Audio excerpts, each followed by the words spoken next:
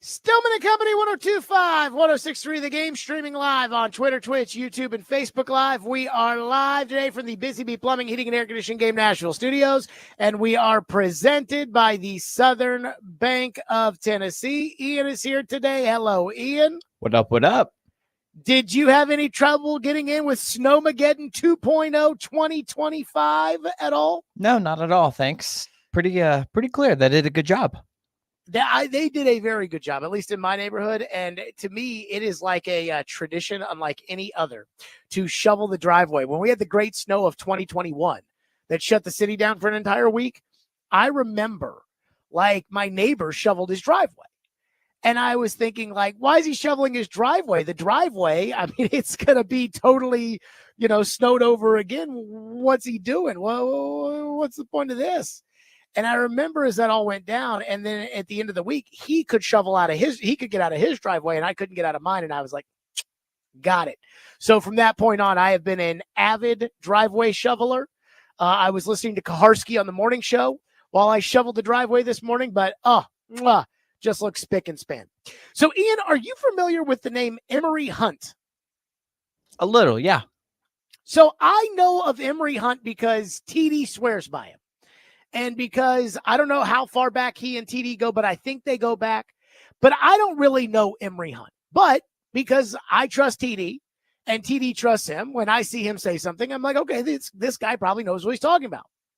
So I saw an A to Z Sports graphic, which has zero source citing. So I have no idea where this came from. I know who said it, according to A to Z Sports, and that was Emory Hunt, who, for a long time has run the football game plan. And he's got the guide, that is as in-depth as any other guide. And now he works for CBS Sports. But I have no idea, like, what podcast he said this on. Like, was it his show? Was it somebody else's show? I have no idea. So I don't know where he said it. And truthfully, I actually have no idea if he said it, other than I just saw a graphic from A to Z Sports with a Titan logo in the background and Shedeur Sanders and Cam Ward and Emory Hunt's picture and this quote. And the quote was this: "The template has been put in place.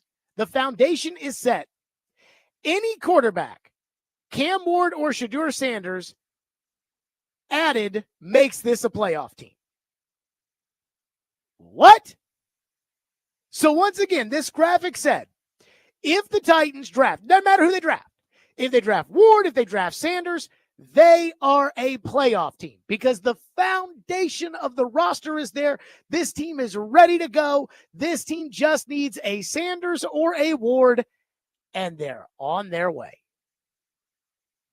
This has to be either the dumbest thing I've ever heard or the most prophetic thing I've ever heard. And I don't know which one is true. Here's where I'm going to give Emory Hunt his credit here, is if he thinks Ward and Sanders, and again, he's not saying Ward or Sanders, he's saying Ward and Sanders are both good enough that if they draft them, boom, on you go. C.J. Stroud with the Texans, Jaden Daniels with the Commanders. If he really believes that, and he were the general manager, he's obviously drafting one of the two with the first overall pick. Well, everybody's going to say that's crazy. And everybody's going to say they're not that good because, again, I went to the Super Bowl and all anybody said there was, yeah, that's crazy. Those guys aren't that good. But if they were to make the playoffs or these guys become stars, he'll be able to look at you with his arms crossed and say, I told you so. Again, I can't tell you how much joy I have gotten out of the last year of being right about the Titans' right tackle position and Sam Darnold at quarterback. But there were a lot of people this time last year when I was talking about Sam Darnold, and I said I'd take Sam Darnold over Tua, that said, you're so stupid, ha, ha, ha. Or anytime I would push back on the idea that Nicholas Petit-Frere, a.k.a. PT, was a starting right tackle, and everybody would say, Bill Callahan will fix it. I trust him over you. I knew I was right. So Emory Hunt, if you are hearing this, do not change it up. Because this, what he is saying, his belief, again, based off of this graphic I saw on the internet, his belief in Ward and Sanders is pretty much the exact opposite of the groupthink. And I don't like groupthink. Anybody can have the same opinion everybody else has. What makes you a better football evaluator is when you watch it and you say, no. These people might be saying, but I'm telling you, this is totally different. That goes back to me and Sam Darnold in 2022, when he actually played well with the Carolina Panthers. None of you just happened to watch.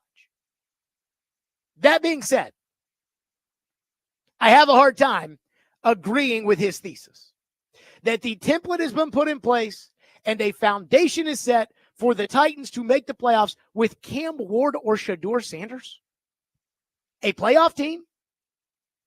For starters, this team has no first ballot Pro Bowlers, i.e., there is not a single guy on the Tennessee Titans last year that before guys started dropping out of the Pro Bowl and then we ended up with Drake May in it, there was nobody good enough for election. We have no idea if Brian Callahan can coach. They have 2 defensive tackles. Again, like that's where are the good players on this team? Well, they have 2 defensive tackles, one of whom does not play on third down. They have an injured corner, an old wide receiver, and a right tackle who they're playing at left tackle. And I'm supposed to think that the quarterbacks who, once again, all the other draft analysts, all the other gurus, they came on our show at the Super Bowl and they said, yeah, I don't have a first-round grade on these guys. Trevor Sikkema, a Pro Football Focus, second-round grade for Ward, low second, high third for Sanders. So I'm supposed to think that Sanders or Ward makes this a playoff team? Like, I'm wondering if Josh Allen makes this a playoff team. By the way, he does. So I am dying for more info on this. Again, all I saw was the quote from the A to Z Sports graphic. I even texted Buck. You know, those are his guys. I texted Buck and I said, Buck, where is this? Like, where did he say this? And again, I was a little disappointed that it doesn't tell me where I can find it so I can hear the context of what he's actually saying. But again, the template has been set. The template has been put in place. The foundation is set. Any quarterback you add, Cam Ward or Shedeur Sanders, makes this a playoff team. And the only way I know he's talking about the Titans is because the graphic has a Titan logo behind Ward and Sanders. I am dying for more info on this. Like, what propelled Emory Hunt? Again, a guy that TD says is one of the best in the business when it comes to evaluating players and draft scouting. And again, he works for CBS. What propelled him to believe that? I mean, right now, the Titans don't have anybody to return punts and kicks. But here's what the reality of the next month or 3 months is going to look like in Titanland. Everybody's going to tell us these quarterbacks are no good. There will be someone out there because, again, that's what groupthink has done. Groupthink has decided all these quarterbacks suck, and they might. Groupthink told us in 2022 that all the quarterbacks sucked, and they did. But there will be someone out there, for whatever reason, who thinks they are good, who will hype these guys up, Sanders and Ward, and there will be people who don't want the Titans to touch these guys with a 10-foot pole, and then there will be a section of the fan base that will yell and scream, the draft gurus were wrong about Patrick Mahomes. And that's what this is going to be. I tend to believe that the league does know what they're doing. The league did not like the quarterback class in 2022. The league did not like Will Levis. The league liked Bryce Young and C.J. Stroud 1 and 2. The league liked Anthony Richardson at number 4. The league did not like Will Levis. Atlanta at 7 didn't want Levis. The Raiders, who took Tyree Wilson with Jimmy Garoppolo as their quarterback, didn't want Levis. Tampa Bay, who was, again, Baker Mayfield was on a bridge deal, they weren't interested in Levis. Washington had Sam Howell. They weren't interested in Levis. Even you, who took Will Levis, you took a guard ahead of him. And yet at the same time, Mel Kiper Jr. was comparing Will Levis to Troy Aikman. Again, I appreciate the fact that Mel stood by his opinion and did not side with groupthink. But the league told us in 2022 those quarterbacks stunk, and they were right. The league told us in 2023 Will Levis stunk, and they were right. The league told us these quarterbacks, J.J. McCarthy and Bo Nix and Michael Penix, this was a good class. And Bo Nix made the playoffs. I used, again, Matt Miller yesterday from ESPN as the head scout. He wrote at ESPN only 12 players have first-round grades in this draft, including neither quarterback. But this guy's telling me I can pick either quarterback and I'm going to make the playoffs? Boy, I'm enjoying this. Now, again, I'll give Emory Hunt credit because he actually apparently likes these quarterbacks and will actually say it when that is not a popular opinion right now. But at the same time, just given what I know of this Titans roster, knowing that as of right now, they don't have a right tackle. They can go get one. But as of right now, they don't have a right tackle. I just find it almost impossible to believe that Cam Ward or Shedeur Sanders is so good that this will make them a playoff team. But hey, more power to him. Because again, he said it. The foundation is set. Add Sanders, add Ward, you're a playoff team. Woo! And on we go. 615-737-1025 is our phone number if you want to weigh in. 615-737-1025. There are a handful of things that I have heard, that I am going to get out there today and I'm going to push back and I'm going to say, oh, did calm down. And one of them involves trading back, which, boy, Titan fans are just obsessed with. We'll get to that next. Stillman & Company, 102.5 The Game.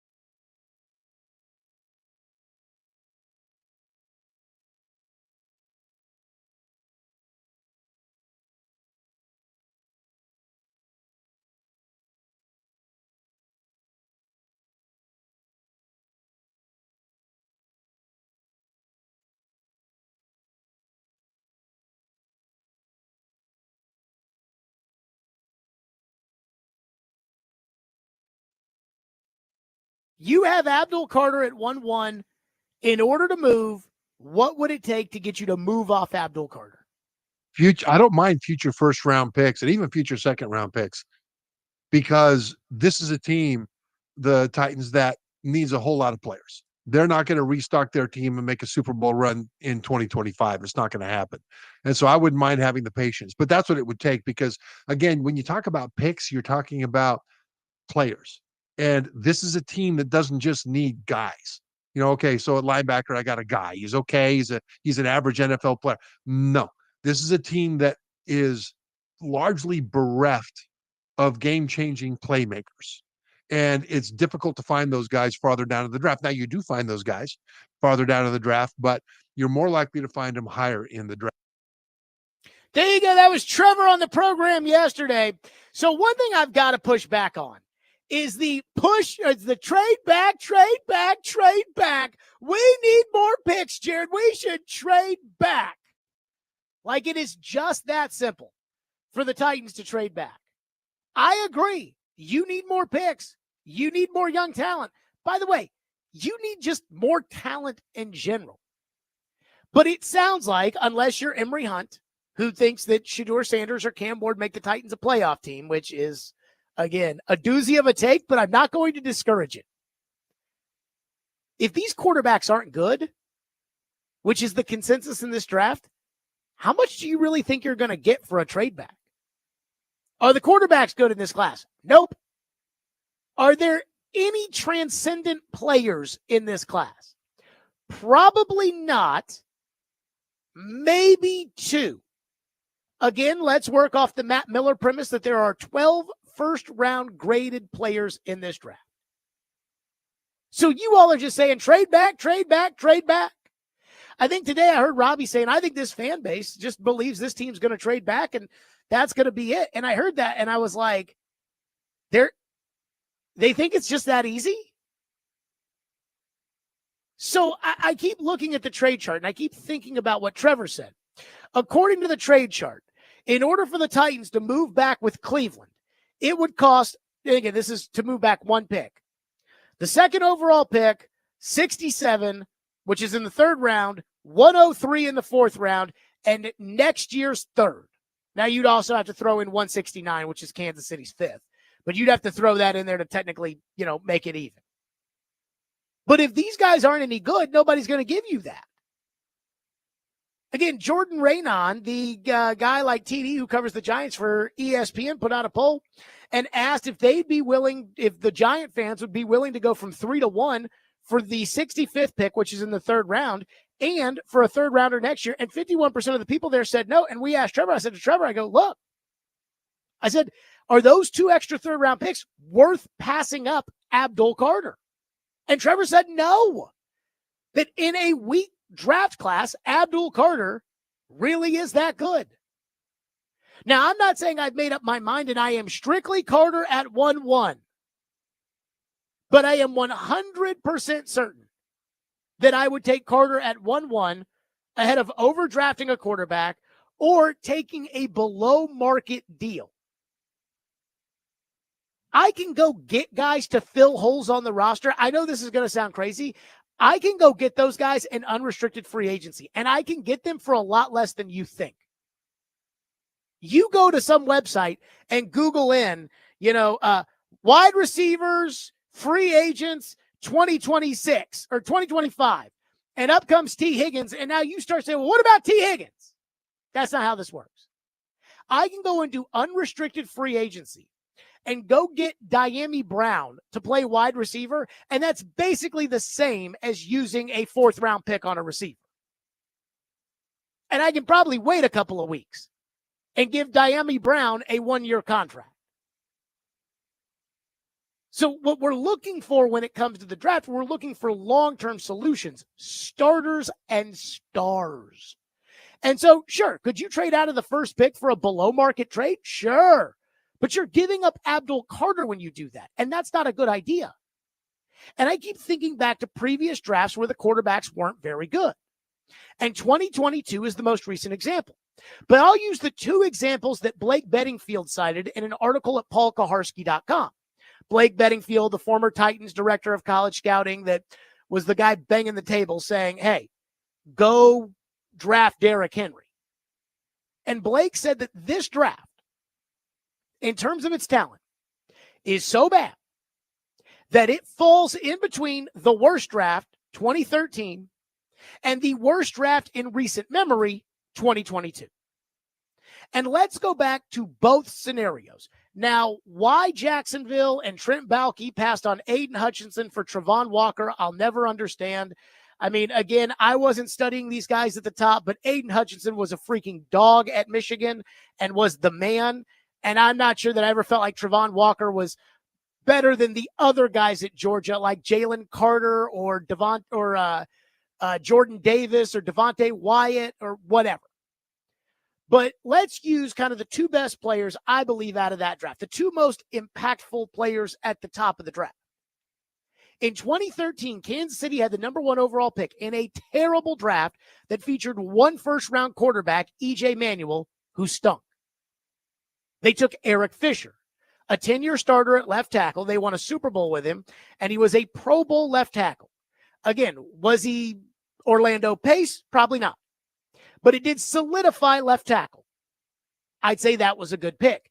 Even in a bad draft, in a bad situation, that was a good pick. Now let's go to 2022. Again, no big quarterback on the board.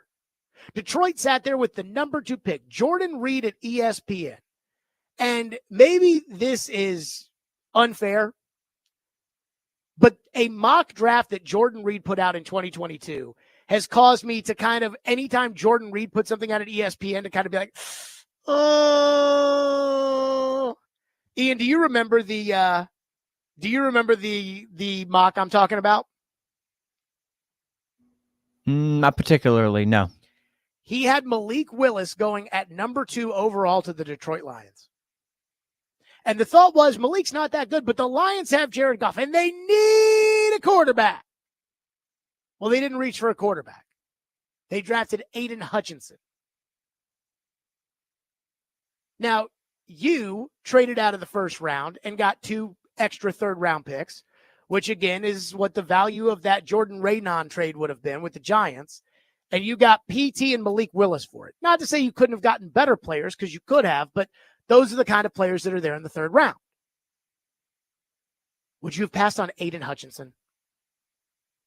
Because Detroit that year, instead of moving off the pick because they had a bunch of needs, and Detroit was freaking lousy.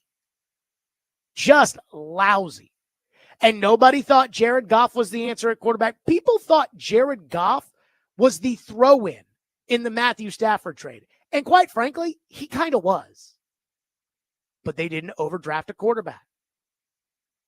They didn't take a guy in Malik Willis, who's probably truly a day 3 quarterback. They did not do that just because, we have to get a quarterback. They took Aiden Hutchinson. So if Abdul Carter is that level of player, if he is Aiden Hutchinson, if he is Eric Fisher in a bad draft, but he's a legit top of the league edge rusher, again, like Aiden Hutchinson, I'm not just going to trade the pick just to trade the pick. I'm not going to trade the pick just because we got so many holes we need to draft. Again, I can go into unrestricted free agency and go get Darrell Baker for nothing. Who was the Worley? Was he a safety last year? Worley that the Titans? I can go get him. Remember Kayvon Wall? I can go get him. Andrew Adams, I can go get him. I can go get any of those kind of guys. I can just plug it in right here. Just patch it in right here. I can do that. So if I'm trading Abdul Carter, like, you better give me a legitimate value in order to do it. Not, we need more picks, Jared, just trade the pick. So I have to push back a little bit when it's like, trade the pick, trade the pick, trade the pick. 615-737-1025, which is our phone number. That's 615-737-1025 if you want to weigh in on the program. I do have a conspiracy theory, and I do feel like today with the snowy weather and everything else, I do feel like, Ian, I do think we can get into a little bit of conspiracy theory, eh? You think so? Should we do it? If you want. So I heard John Gruden say something, and it gives me a conspiracy theory as far as the Titans are concerned. We'll get to that next. 615-737-1025. It's Stillman and Company, 1025, 106 for the game.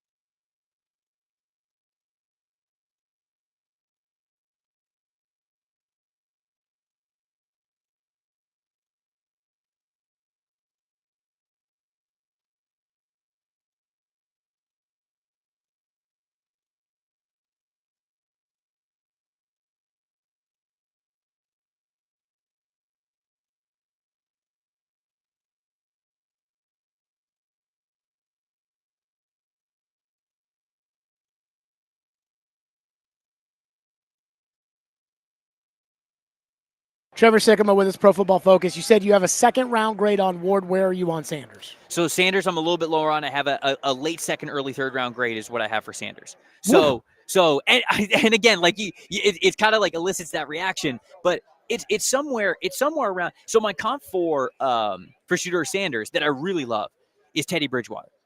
I think stylistically they're, to me, such similar quarterbacks. Just the arm talent, okay, it's not the biggest arm in the world, probably adequate for the NFL level, so it's fine, but you got to think about, you got to be a better anticipator to make sure that it works, and Teddy Bridgewater kind of was. I think people forget about how good Teddy Bridgewater was when he was at Louisville and when he played for the Vikings before the leg injury. He was a different quarterback, and I think that he was ascending to be a pretty good starting quarterback.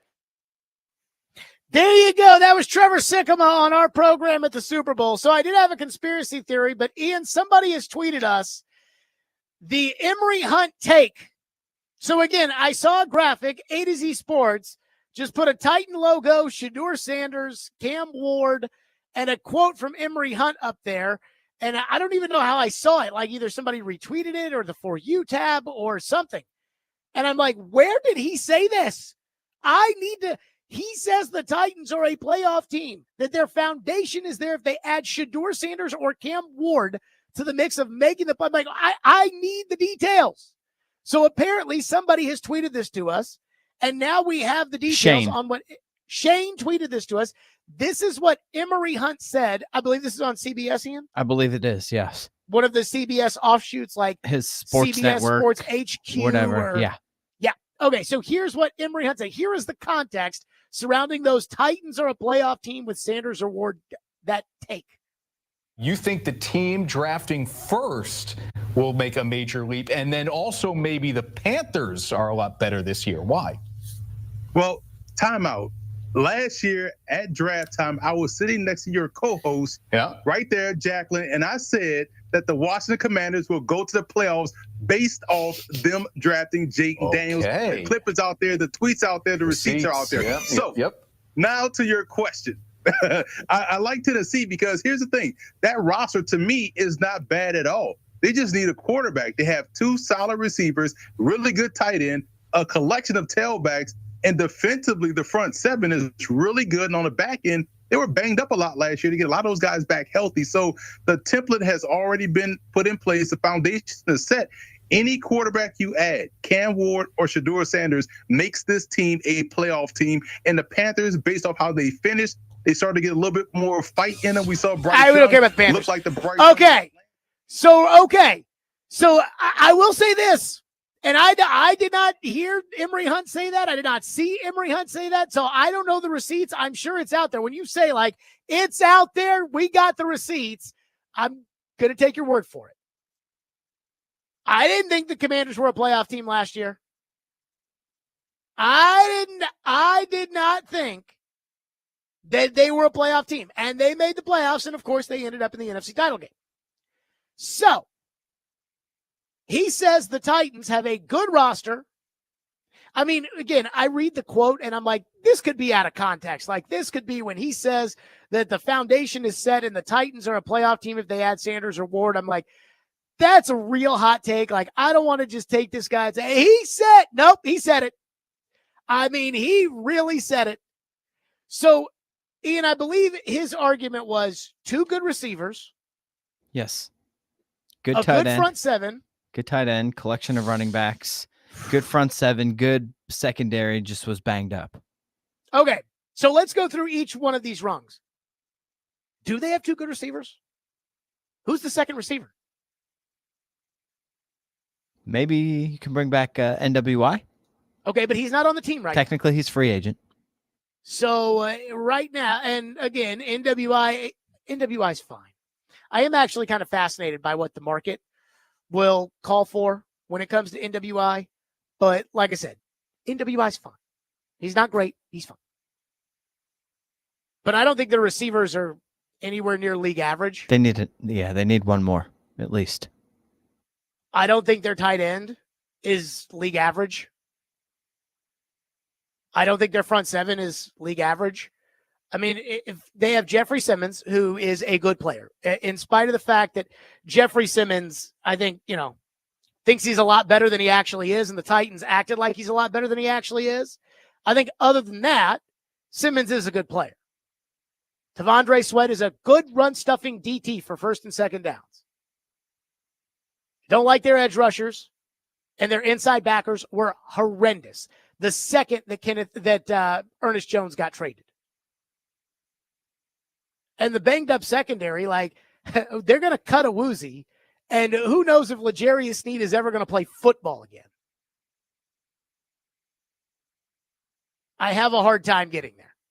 Again, Emory Hunt, have your take. And again, if you believe in Sanders and Ward, and he sounds like the only guy in the world that believes in Sanders and Ward, good for you. Stand by it. But I don't know if I can get there as far as the roster is concerned, knowing what I know of the Titans. Phone lines driven by WilsonCountyHyundai.com at 615-737-1025. We'll get to the conspiracy theory at some point. One texter says, Sanders and Ward are jabronis who played against Division II talent in college. Who would you rather have, Sanders, Ward, Mariota, or Winston? Well, again, this isn't really a fair question. The answer for me is Ward, because I know what Winston and Mariota are.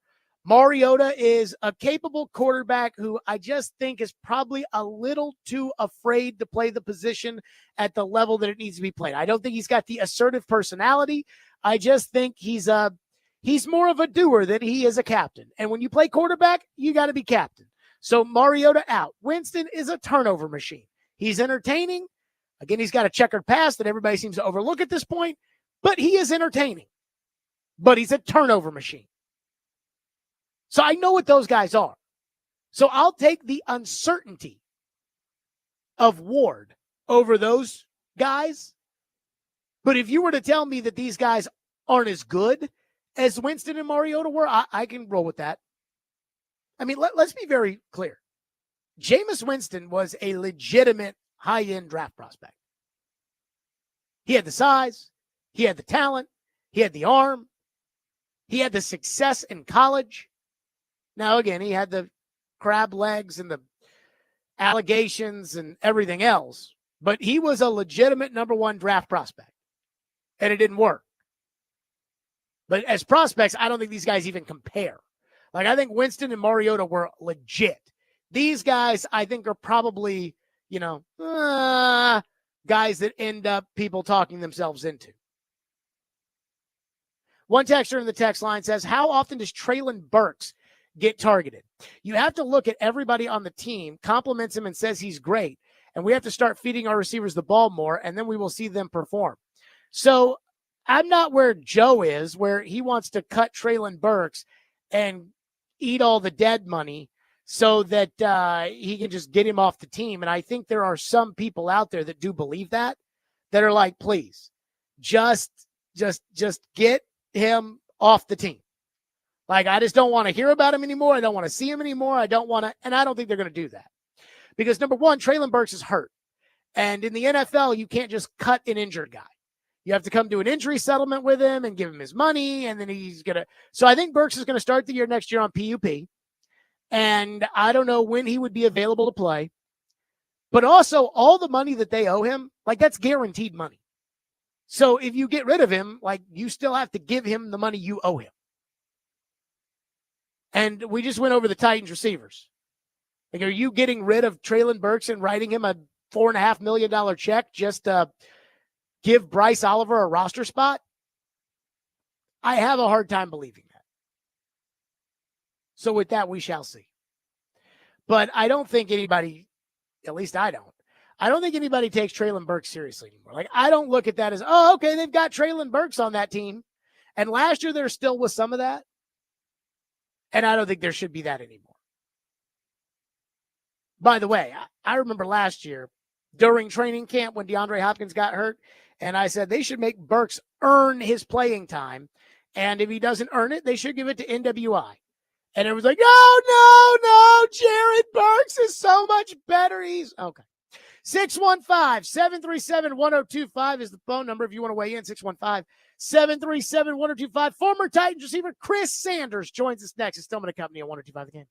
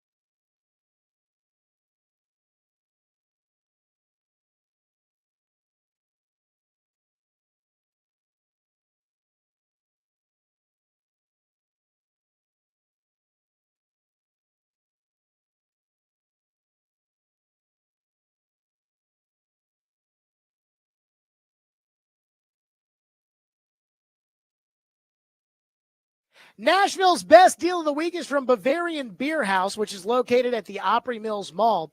Enjoy traditional German beer, brats, giant pretzels, and more in their expansive beer hall and garden. Head to theGameNashville.com/deals and get half off a $50 gift card while supplies last. So we are talking about the draft. We are talking about the quarterbacks. And again, when it comes to moving off of Abdul Carter with the first pick, like, it's got to be somebody, in my opinion, it's got to be somebody worth actually getting it. Like, it better be a trade where you're getting at least full value to move off of, again, what seems like probably this draft's Aiden Hutchinson.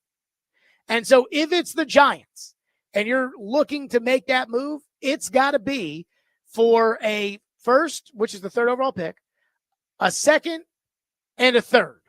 And then you've got to send back 169 169 in the fifth, which is Kansas City's pick. You've got to send that back. So I want full value to move off of Abdul Carter or Travis Hunter if you want to take him. Like, if it's the Raiders that are calling, and there's going to be, again, we need more picks, Jared. So there will be a sentiment of, well, you know what? Let's take less. Thomas Dimitrov said, hey, you might have to take less. If the Raiders call, in order for this to be a fair trade, Vegas has to give you 6, 37, 68, which is a third rounder, their first rounder next year, and 73 in the third, and they get 102 and 145 back. That's what you have to do in order to be able to make these deals work.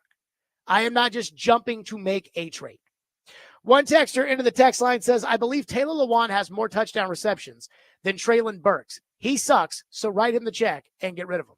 I mean, it wouldn't surprise me if a new general manager comes in and says, no, I'm okay on Burks, but I just don't think that the Titans are going to say, let's just flush $4 million down the drain for no reason.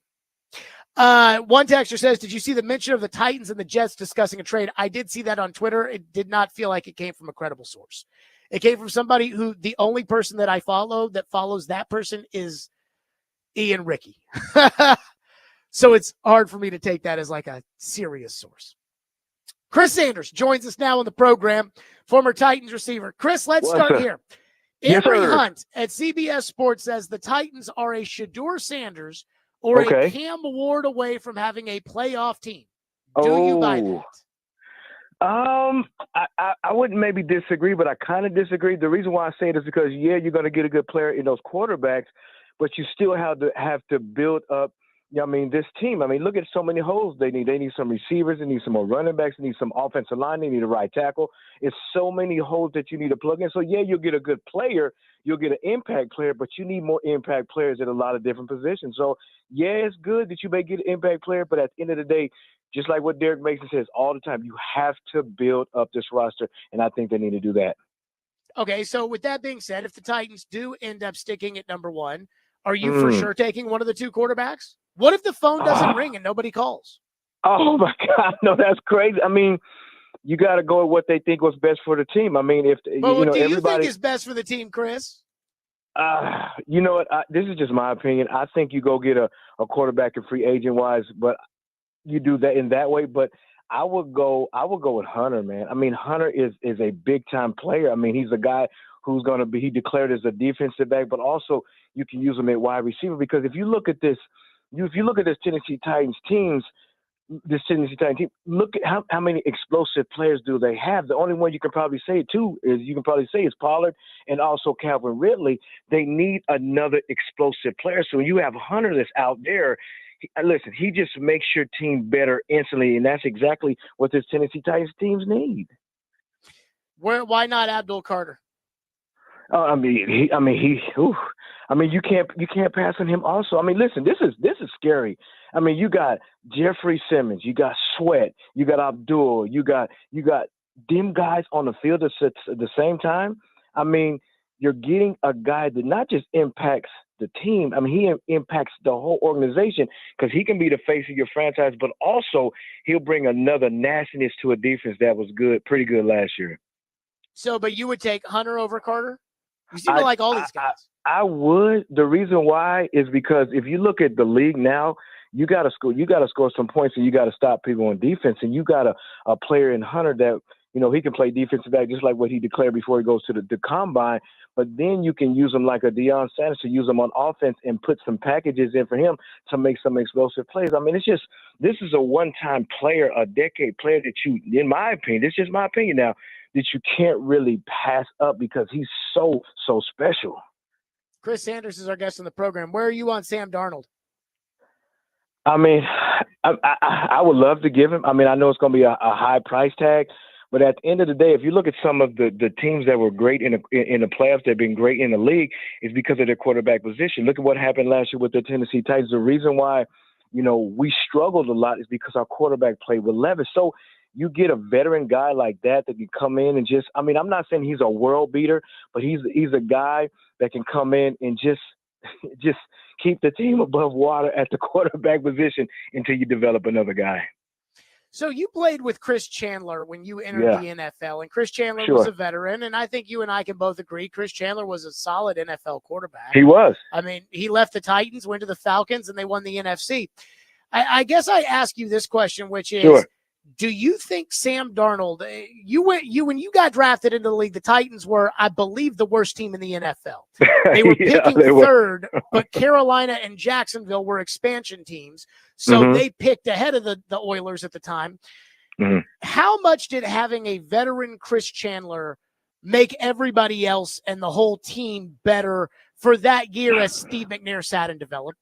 You know, can I be real honest with you? It depends on what veteran you bring in, and I'm just gonna be straight honest with you. I love everybody, and I'm gonna say something. I say something nice about everybody, but in this situation, it was all about Chris.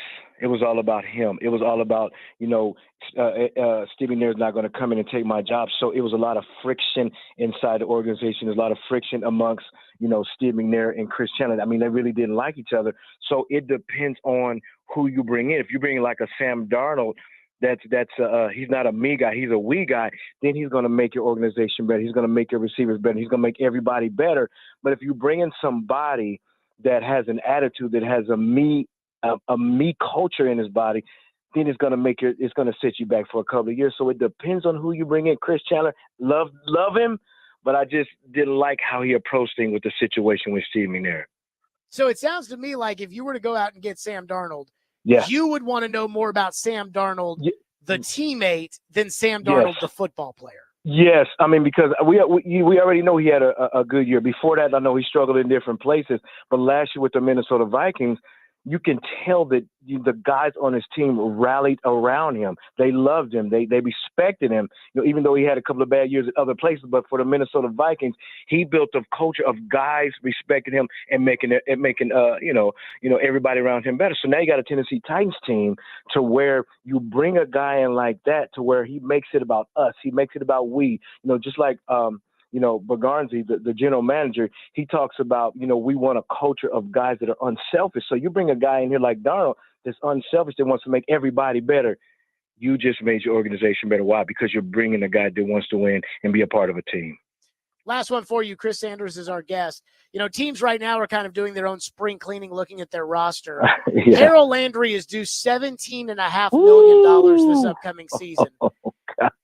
If I were general manager of the Titans, I would make Harold Landry take a $5 million pay cut to $12.5 million a year. I do not think there is $13 million on the free agent market for Harold Landry.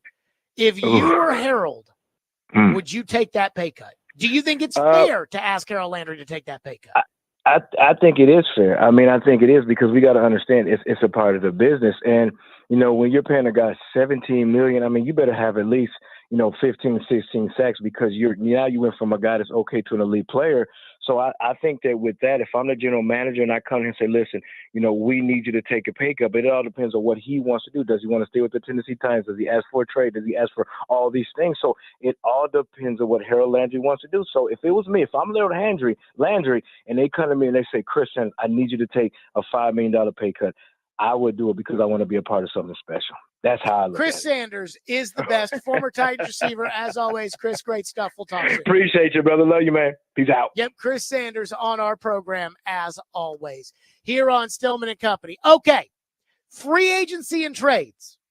let's discuss the market for a second. We need to have kind of a discussion about, okay, here are the different aisles the Titans need to be shopping. We'll get to that coming up. But let's give something away, because why not? Be the first caller at 615-737-1025, and you'll win a family 4-pack of tickets to the Athletes Unlimited professional basketball games at Nashville's Municipal Auditorium this Sunday. Tip-off is at 4:30, and stars playing include Alicia Clark, Sydney Colson, Lexi Brown, Jordan Horston, Isabel Harrison, Jude Schimmel, Asia Taylor, and more.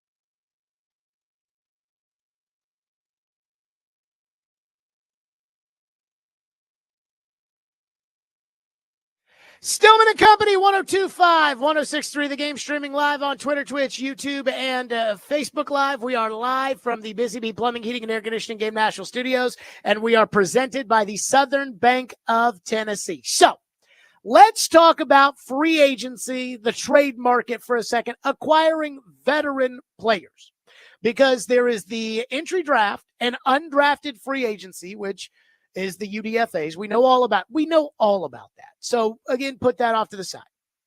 But there's unrestricted free agency, and then there is the trade market, which is kind of like a de facto free agency. For instance, last year, Keenan Allen was acquired by the Bears from the Chargers, but that was a trade. And there are a lot of moves that are made that are technically trades, even though they're really free agent signings. DeMarco Murray is an example of that with the Titans. The Titans swapped spots in the 4th round with Philadelphia in order to acquire DeMarco Murray. They didn't give up a pick. They just gave up, again, spots in the 3rd round, in the 4th round, but they got the player. So let's separate, again, this is the veteran player talent acquisition into 3 separate yet equally important groups. Number 1, the hot ticket items. Number 2, the, let me put this in quotations again, cap casualties. Did you just see that on the stream? No. There were just balloons that just went up. Oh, I bet you did something special with your new fancy computer. I just did a little quotation with my fingers, and all of a sudden I saw these balloons go up. Whatever. Anywho, the cap casualties, cap, and then the discount section.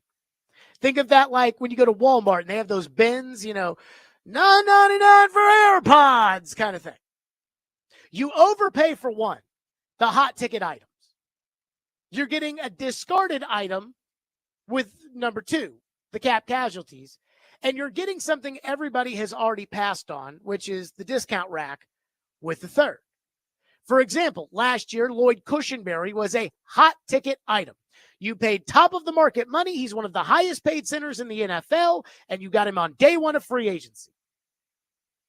A discount section buy would be Quandre Diggs and Jamal Adams. And even going further, again, cap casualty, I use it. Those are guys that other teams don't want, but there is a value on your team for that guy. And an example of that, I already brought up DeMarco Murray. I think that's an example. He wasn't a cap casualty, but Philly didn't want him anymore, and he wanted a trade, and so he came to you. So here's how I view it when it comes to the Titans. With needs at quarterback, edge rusher, left tackle, or right tackle, depending on where you want to play J.C. Latham, right guard, tight end, inside backer, and safety. You're going to have to fill needs in free agency. Right now, I think the Titans are soured on free agency. Because remember, when Chad Brinker got thrusted into the number 1 position, he kept talking about draft, develop, and retain. And because last year was the offseason of $100 million in cap space, this year was going to be the offseason where free agency, bad. But free agency is not bad. See, smart people understand how free agency in the NFL works. Rand Carthon did not. So here's a couple of edicts when it comes to managing free agency and what the Titans need to do in order to build a successful team for next year. Now, I didn't say a Super Bowl team, but I did say a successful team. Number 1, only overpay on specific players. If there is one specific player that you have to have, you can overpay for that guy. For instance, if you just need a running back and there are 7 running backs available, you do not overpay. You just wait. First running back gets overpaid by somebody who just had to have that running back. Then a couple more running backs. There's 7 running backs available. By the time you get down to 6 and 7, these guys are taking $2 million contracts. But I think an example of where you overpay last year is the Green Bay Packers with Xavier McKinney. If you remember, the Green Bay Packers, the safety market was loaded last year with tons of names. And we know it because the Titans needed a safety, and they waited until the very, very, very, very end for Quandre Diggs, which, again, is fine if you just need a safety. But Green Bay didn't just need a safety. Green Bay wanted that specific safety. So when it came to Xavier McKinney, they gave him almost more guaranteed money at $23 million than the total value for any other safety, period.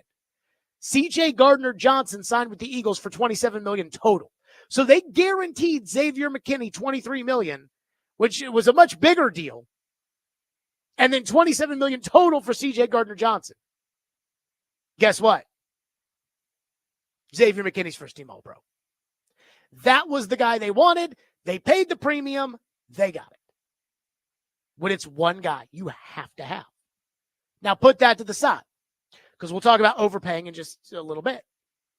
Number 2, no premiums for injured players. Sorry, but injured guys stay injured. It's a fact. Tyron Smith would be a great left tackle, Jared. Yes, but Tyron Smith is always hurt. So if you sign Tyron Smith, and J.C. Latham moves to right tackle, and then Tyron Smith gets hurt, which is inevitable. Guess who's probably going to be playing left tackle for the Tennessee Titans? Ian Nicholas T. Frere, a.k.a. PT. PT. Now, again, if you wait until week 3 of free agency and someone signs a $4 million contract with playtime incentives, that's another thing, because you still have the resources to be able to go sign more people. But not premiums. Like, L'Jarius Sneed. Number 3, don't get guys who used to be good. Get guys who are showing that they are currently getting better. Vic Beasley was an example of this. He led the NFL in sacks in 2016. But by the 2020 offseason, the Falcons weren't interested in keeping him at all. Why? Because he was done. He was done when he got to the Titans. Why do I say this? Because there are going to be players whose names you've heard of where you're like, Khalil Mack. But Khalil Mack isn't Khalil Mack anymore. Let's use the unrestricted free agent wide receivers. Who would you rather sign, DeAndre Hopkins or Nick Westbrook-Akine? Who's better now? Who will be better next year? Who will be better 3 years from now? And I think most of us know the answer is it ain't D-Hop. So don't worry about guys who used to be good. Worry about guys who are starting to become good. And then the fourth and final thing about free agency. Pick swaps and minor trades are a de facto free agency for teams that are looking to get rid of players, but they maybe like to get a little something in return. And again, DeMarco Murray was an example of that. They swapped spots in the 4th round, and the Titans got the AFC's leading rusher. Last year, the Ravens wanted to move on from right tackle Morgan Moses, so they swapped spots in the 4th round with the Jets, and the Jets got a starting right tackle. Where the hell were you on that? I don't know. So while you can go Google in on any list and find out who the free agents are, we don't know who these teams are going to cut, and we also don't know who these teams have on the books for next year who, I really don't want to pay this guy $7 million, but maybe I would be willing to pay him $7 million. And those are pick swaps, minor trades. Again, you send a third and they send back 2/4, and it kind of equals out, plus you end up getting the player in a salary. 7th rounders, again, those little minor trades. That's how you got Leroy Watson last year, for whatever that's worth. So that's free agency. Again, just because Rand Carthon spent a bunch of money on guys that Brian Callahan knew are guys with high price tags, and it didn't work out, doesn't mean that free agency is bad. The Commanders spent $70 million last year in free agency. They got good players because they're smart. And so, again, you really can fill a lot of these holes. Because I know a lot of you are looking at these draft picks and you're saying, oh, God, Jared, we need 100 draft picks. That's what unrestricted free agency is for. Spending is good, but you still have to spend appropriately. And last year they didn't. 615-737-1025, which is our phone number on the program. We'll get to your phones, but I have pursued all the different lists at the top of free agency. And I've seen all the different lists with potential cap cuts. And I haven't made out the free agent board yet. But there are two guys who I would be interested in overpaying. I think you know one of them, and I'm sure you have no idea about the other. We'll do that next. Stillman and Company, 102.5 The Game.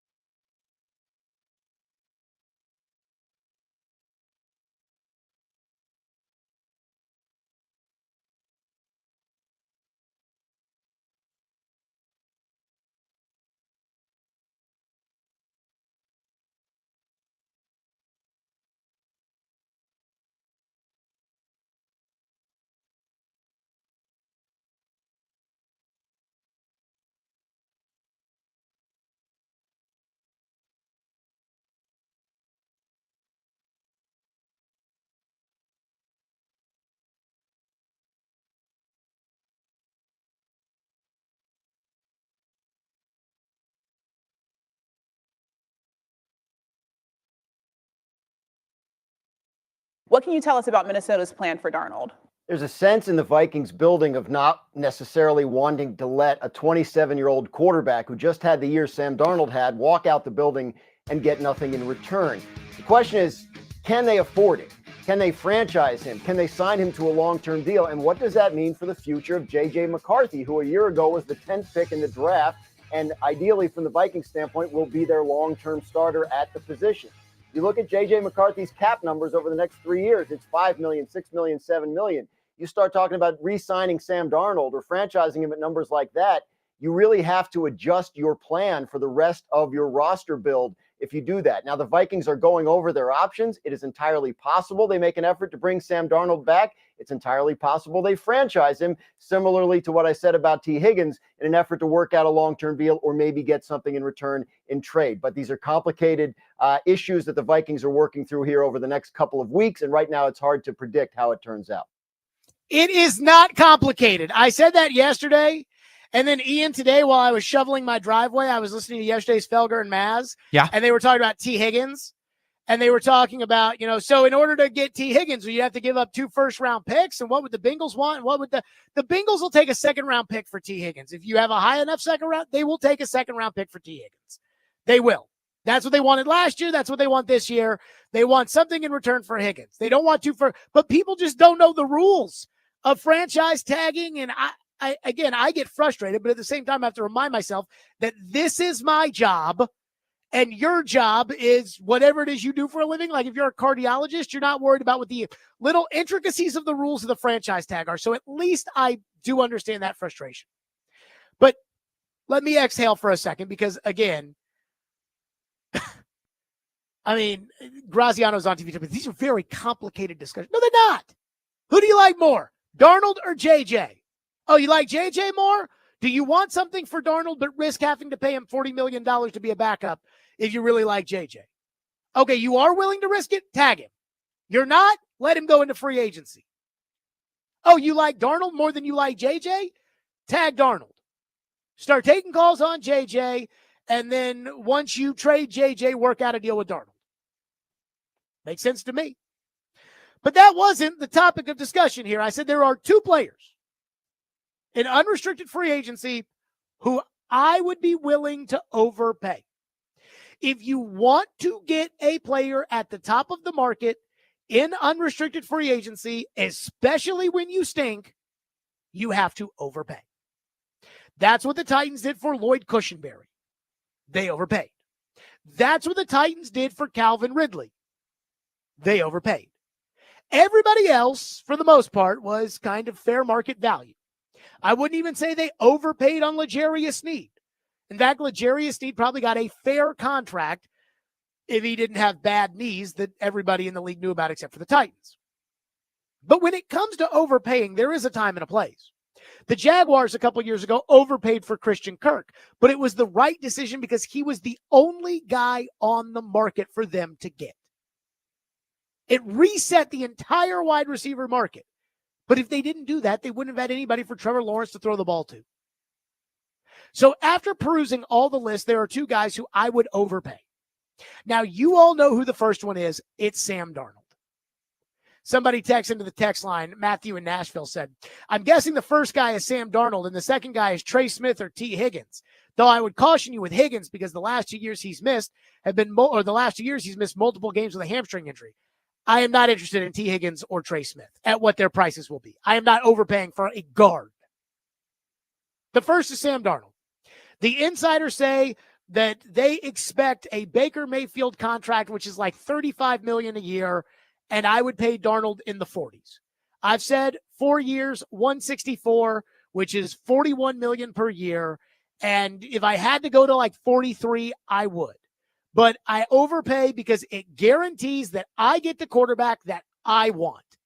And in this case, he's the only guy out there.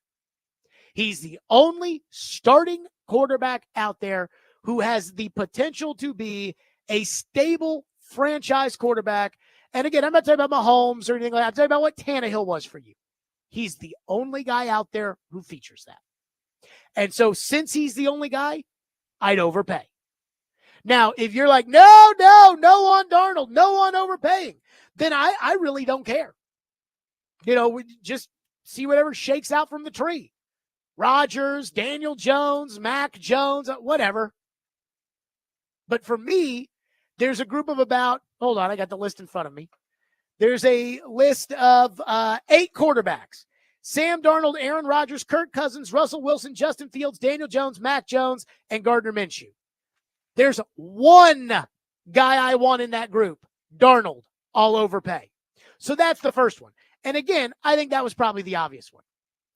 The second one is Alaric Jackson. And I don't even know if I'm pronouncing his first name right. Alaric Jackson, the left tackle of the LA Rams. He is formerly an undrafted free agent. Most of you have never heard of this guy before. Ian, have you ever heard of Alaric Jackson? I have not, no. Alaric Jackson is 6'7", 285 pounds, so he's good size. He could stand to use a little bit of weight.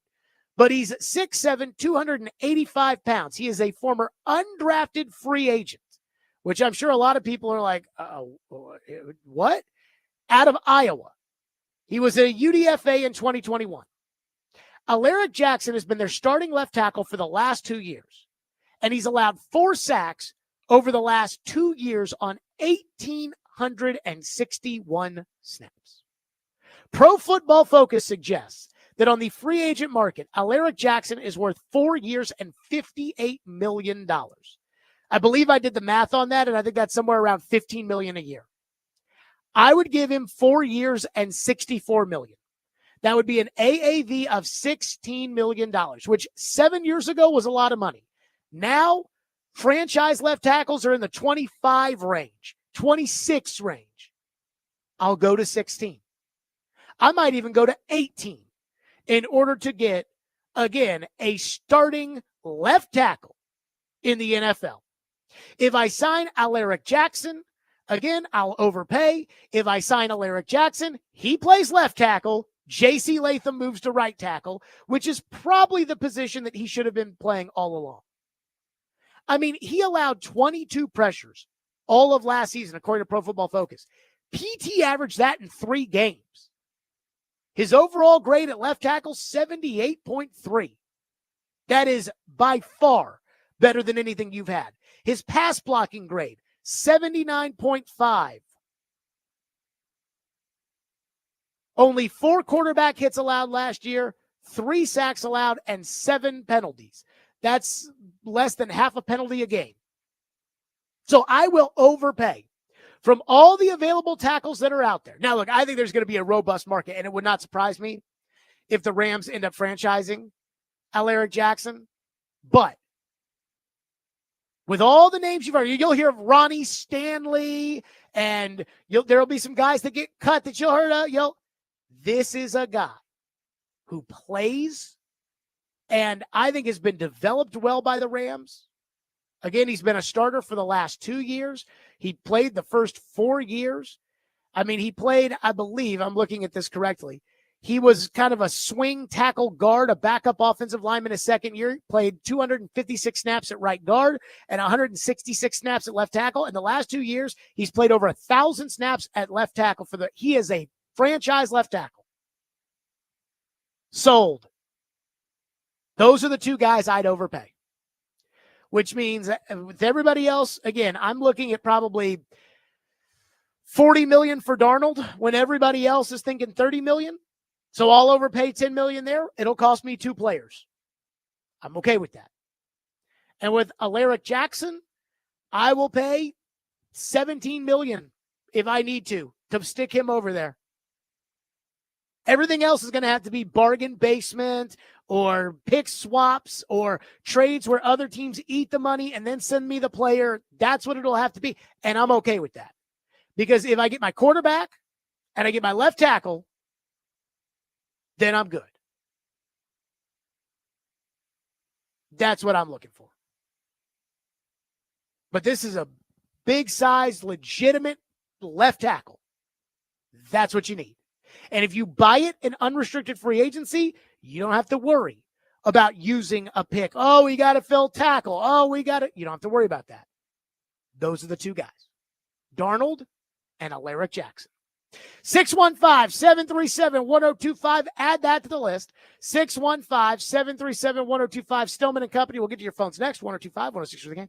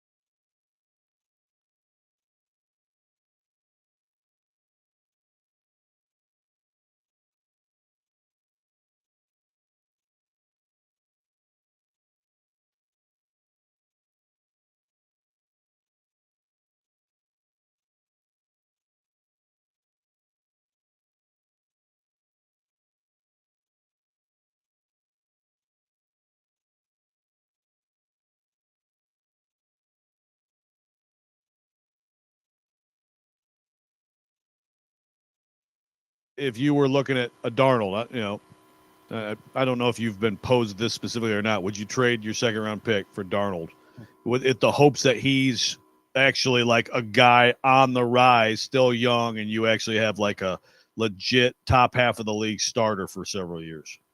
I don't think I would. But if they did, it would have to be that. Like he's your long term guy. That's not a bridge. That's the quarterback. Yeah, you see, at least 5 years of Sam Darnold.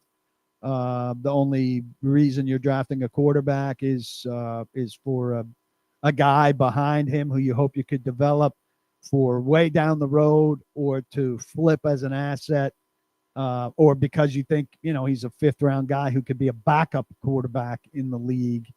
And you're now spending all your assets to surround Sam Darnold.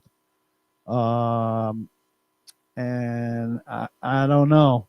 I mean, Sam Darnold was good in Minnesota because he's surrounded by a very good team. So he's not going to be nearly that good early with Tennessee because he's not going to be surrounded by nearly as good a team. So Paul says, I don't know if I'd trade 35 for Sam Darnold. By the way, shouldn't Paul, Ian, shouldn't he have been on the morning show when Joe posed that question? Shouldn't he have said, what do you mean? He's not going to get the tag. I just did a victory lap on Friday with Stilly about the fact that I said Sam Darnold wasn't going to get the tag. Guess you could argue that. I think that should have been Paul's reaction. In fact, I'm a little shocked it wasn't. So let me say this. I do believe that the Vikings are going to tag Sam Darnold, and I believe the Vikings are doing it in hopes that the demand is outweighing the supply at quarterback, and that will spur a bidding war. And the good news is, I think that means that they'll trade him.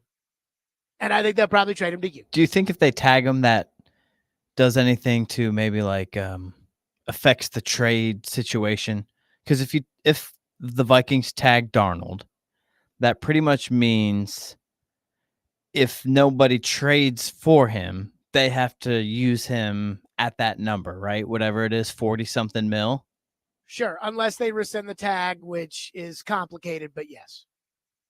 And so teams pretty much at that point either have to rework Darnold's deal to a contract. And does that like give extra leverage to Darnold, knowing that they gave up a pick and you pretty much have to pay high value for Darnold and his new contract? And do a bunch of teams want to do that? But the thing is that in order to make the trade, you work out the contract while you do the trade. The Titans did all of this last year with L'Jarius Sneed. If you remember, the Titans in Kansas City, I think, had the compensation worked out, but Sneed wanted north of $20 million a year, and the Titans weren't willing to go there. And so there was like, I think it was TD that said, oh, yeah, I mean, the Titans are in, but the price has to go down in order for the Titans to want to execute the deal with L'Jarius Sneed. And I think L'Jarius Sneed's a good example because Kansas City was never going to keep L'Jarius Sneed on their team. They were never going to do it, especially after they had signed Chris Jones to that massive contract extension. Kansas City's not a big spender. You know, we look at Kansas City and we don't treat them like the Bengals, but they're not big spenders. They're a cheap team. Like New England is a cheap team. And it used to be that New England was a cheap team because New England was smart. But the truth is New England's cheap because Robert Kraft doesn't like to write big checks. Dallas, very cheap team. And so Kansas City did not want to keep L'Jarius Sneed. But what they did was they franchise tagged him. Now, I think they thought they were going to get a first-round pick for L'Jarius Sneed, and I think the Bengals franchised T. Higgins, again, another cheap team. I think the Bengals franchised T. Higgins thinking they were going to get a low first-round pick or a high second-round pick in exchange for Higgins, and every team that they probably talked to about Higgins probably looked at him and said, why would I trade for T. Higgins and then have to give T. Higgins this massive contract extension when I could just draft the next T. Higgins with a, Keon Coleman, A.D. Mitchell, all these great receivers that we were being told about last year. I mean, think about it this way. The Jags didn't keep Calvin Ridley because they wanted to move on to Brian Thomas. I'd say that was probably a pretty good idea. So I do think that, we know how this works. If the Vikings tag Darnold, now it's a 3-person negotiation between Tennessee, Minnesota, and Darnold. And yes, to me, you have to work out the deal. This isn't like, hey, let's trade the 35th pick in the draft, go get Sam Darnold, and then, see how he plays for a year on a $40 million tag. I'm making the trade, and Sam Darnold is the starting quarterback of the Tennessee Titans for the next 3 years. And I think there's a lot of people out there that are like, I don't know about that, Jared. I don't know if I could commit to him for the next 3 years. Well, let me just say this. Not too long ago, you took one good year from Ryan Tannehill and chose that over Tom Brady and made the same commitment It was a 4-year contract for Tannehill that was really a 3-year contract. And again, with all these contracts, as the Denver Broncos proved, if you end up getting a lemon, you can get out of it. But all I'm doing is making the same decision that Titan fans were in favor of, including me, which was the Ryan Tannehill contract extension after the second half of the season that Ryan Tannehill had in 2019. Prior to 2019, everybody, including you, thought Ryan Tannehill was a backup. He had a $17 million salary. He took a $10 million pay cut. The Miami Dolphins paid him $5 million the day of the trade, sent him to the Titans, who paid him $2 million, ended up in the AFC title game because of Derrick Henry, and then gave Ryan Tannehill $100 million and that big contract. It's the same thing. And all I ever hear when it comes to Sam Darnold is he's had one good year, Jared, and he won't be as good without Justin Jefferson and Jordan Addison and Kevin O'Connell and the Vikings. Well, no duh. Nobody is as good when they don't have good players around them. Again, Tannehill, let's use him as the example. Do you think Tannehill was the problem in Miami, or do you think it was he didn't have Derrick Henry and A.J. Brown and Arthur Smith? That's what it is. Again, what I'm doing, which you guys hate, is I am getting the same Ryan Tannehill, although Darnold's a little bit younger than Tannehill was at the time. I think Tannehill was like 30 at the time, and Darnold is 28 or will be 28 this year. I'm doing the Tannehill thing again, so I can build up my team around a Tannehill-ish quarterback. I think Darnold's got a little bit more talent than Tannehill, but Tannehill had plenty of talent too. And 5 years ago, everybody was like, yeah, Tannehill, that's our guy. And now it's like, no, we don't want to do that. One texter says, Sam Darnold will be this year's Joe Alt. You're setting yourself up for disappointment.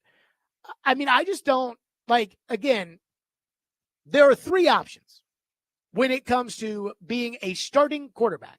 The term that Mike Borgonzi used is introductory press conference. He used it on the midday show. He used it a lot, like when he was talking about what they did in Kansas City. And if you listen to Borgonzi, it's like all Kansas City all the time. But what they do is they solidified the quarterback position, which meant, hey, we got a starter and we got a guy. Not we got the guy, we got a guy. You hear solidify the quarterback position in Kansas City, and you think they're talking about Mahomes. He made this clear, he's talking about Alex Smith. Like right now, let's use Arizona, Tampa Bay.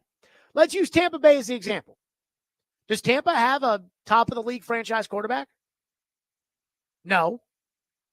But would you say Tampa Bay is solid at the quarterback position for the foreseeable future?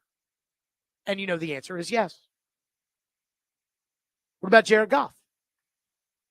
Like, is he a top-of-the-league quarterback? You know the answer to that is no.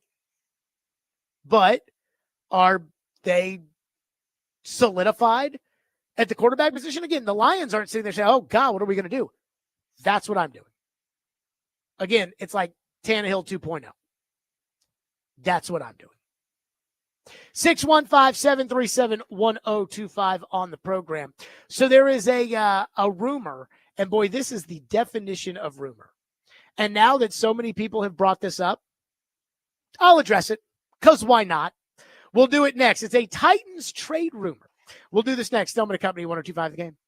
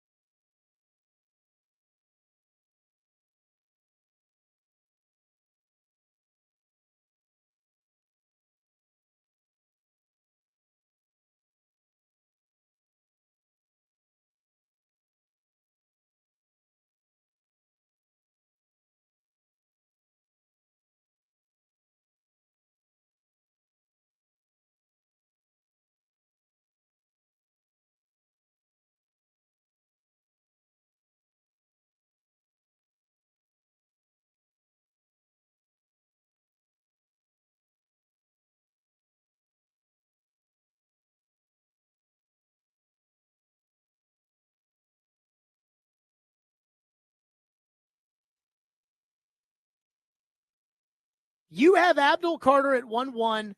In order to move, what would it take to get you to move off Abdul Carter? I don't mind future first round picks and even future second round picks, because this is a team, the Titans, that needs a whole lot of players. They're not going to restock their team and make a Super Bowl run in 2025. It's not going to happen. And so I wouldn't mind having the patience, but that's what it would take, because again, when you talk about picks, you're talking about players. And this is a team that doesn't just need guys. Okay, so at linebacker, I got a guy. He's okay. He's an average NFL player. No, this is a team that is largely bereft of game-changing playmakers. And it's difficult to find those guys farther down in the draft. Now, you do find those guys farther down in the draft, but you're more likely to find them higher in the draft. There you go. That was Trevor on our program saying, like, if you're going to move me off of Abdul Carter, you're going to have to give him a fortune. So there is a tweet that is out there. This comes from Brett Hoffman on Twitter. He says, NFL draft expert for PFN at 365, which I don't even know what that is, but whatever. Fantasy football analyst for @SleeperNFL. He's got 2,000 followers, and the only one that I follow that follows him is Ricky Merritt. So, Ian, with that, I'd say let's take this with a humongous grain of salt. But this is how information works nowadays, is people just say stuff, and it's like, did you see? Did you see? Here is his trade, or here's what his post is. The Jets have contacted the Titans to discuss the number 1 pick in the NFL draft to go draft Cam Ward. Potential trade package. So the news item here is the Jets have called the Titans inquiring about Cam Ward. Moving on up. Here is the trade package that he suggests. A first-round pick this year, second-round pick this year, first-round pick next year, second-round pick next year, and another second-rounder in 2027. So 2 firsts and 3 seconds. And you would say, yes, yes, yes. Number one, I don't buy any of this. I mean, I'm sure the Titans have had calls about the first pick, just the check-ins of, hey, what would you think about? But I don't think that those talks have intensified at all. But secondly, I don't think that that's really a fair trade package. I mean, according to the trade chart, here's what it would take in order for the Jets to get the 7th pick. The Titans would trade the first overall pick and their 4th rounder, 119, which I believe is Seattle's because of the Ernest Jones trade, and a 6th rounder at 180 in exchange for 7, which he said was in the package, 42, which he said was in the package, their first next year, which he said was in the package, their second next year, which he said was in the package, and then he included a 2nd rounder in 27. The trade chart calls for 92 in the 3rd round and a 1st rounder in 27. That's what the trade chart calls for. Now, granted, you may have to take a little bit less than the trade chart this year just because it's not necessarily a good quarterback draft. But if the Jets are willing to offer up all that stuff to go get Cam Ward, then they're telling you it is a good quarterback draft. So that's the deal that they would have to make with me to move off of Abdul Carter. Now, if I didn't like Abdul Carter, and again, what do I know about Abdul Carter? But Trevor says, no, you don't just move off of Abdul Carter. He is a big-time player. You move off of Abdul Carter if it's worth it, then I would need the entire trade package. I would need, again, 7, 42, 92, your first in the next 2 drafts, and your second next year. And you get a 4th rounder and a 6th rounder back in return. That's what I would need. Again, there has to be some sort of prize for stinking that badly. And the prize this year looks like it's Abdul Carter. And again, I keep going back to the Detroit Lions 2 years ago. Their team was horrible in 2021. Now, by the second half of the year, they had replaced Anthony Lynn with Ben Johnson, the tight ends coach, and they really had him running the offense. And they were still god-awful. And they started the 22 season off god-awful. So people were down on Jared Goff at that point. And people believe like you have to take a quarterback. Even though these quarterbacks stink, you have to take them. Meanwhile, the Lions were sitting there saying, please, Jacksonville, do not take Abdul Carter. Please, Jacksonville, do not take please do not take Aiden Hutchinson. Please do not take Aiden Hutchinson. Please do not take Aiden Hutchinson. Please do not. And they didn't. And they took Aiden Hutchinson. And I think that, again, Aiden Hutchinson, and I know he was hurt this year, but Aiden Hutchinson is a foundational player of what the Lions are doing. The Lions built their entire team around Jared Goff. I'm suggesting you do that around Sam Darnold. And I think Sam Darnold is in the exact same category, in the exact same class as Jared Goff. So I'm not just giving away Abdul Carter. Just like in a bad draft, the Lions didn't just give away Aiden Hutchinson. One texter says, that Jets rumor is BS. If there was an offer, reports would be all over the place that we have a deal in place, and 7 still gets Tyler Warren. First of all, that's not how this works. That's what Mike and PA says. Everybody thinks that like reporters are so good at their jobs. I'll never forget. We used to have a host by the name of Nick Kale. Ian, you remember when Nick Kale got all mad at me that one day, right? Yes, I do. You guys almost fought right here in front of me. I did not fight. You say we almost fought. He wanted to fight me. I was like, brother, chill out. In fact, I think I can talk about this stuff now, right? Sure. Like everybody that was involved in it's not here anymore. So when I got called into the office over this, they were like, our general manager at the time, she was like, so what were you thinking? We played the audio of Nick Kale, like putting his finger, getting mad at me or whatever. And she was like, what were you thinking as this was going on? And I was in the room with the PD and her, and I was like, honestly, they're like, yeah. I was thinking, okay, what do I do now that keeps me from having to go into Jana's office to talk about this? Like that's what I was thinking. But anywho, what started his anger that day was he was like, you don't think Adam Vingan is a good enough hockey reporter to be able to know if there's a problem inside the Preds locker room with PK Subban? I said no. Because again, the way it works in a lot of these things is the only things that get out are what people want out. Now, I agree. I think it's BS because if it was real, there probably would be some more people talking. Or if they wanted it out there, there'd be more than just this Scarbini talking about it. But at the same time,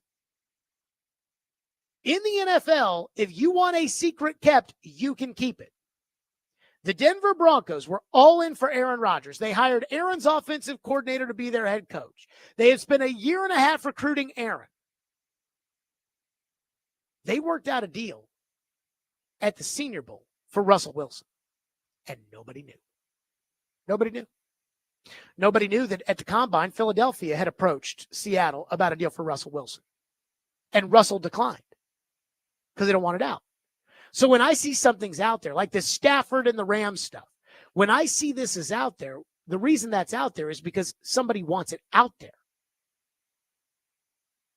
That's how this stuff gets out there. 615-737-1025, which is our phone number on the program, 615-737-1025 here on the program. Daniel Jeremiah at NFL Network has a mock draft out. And I'll be very happy if what he says is going to happen happens. And the why he explains it happens makes me very, very happy. We'll get to that next. Stillman & Company, 102.5 The Game.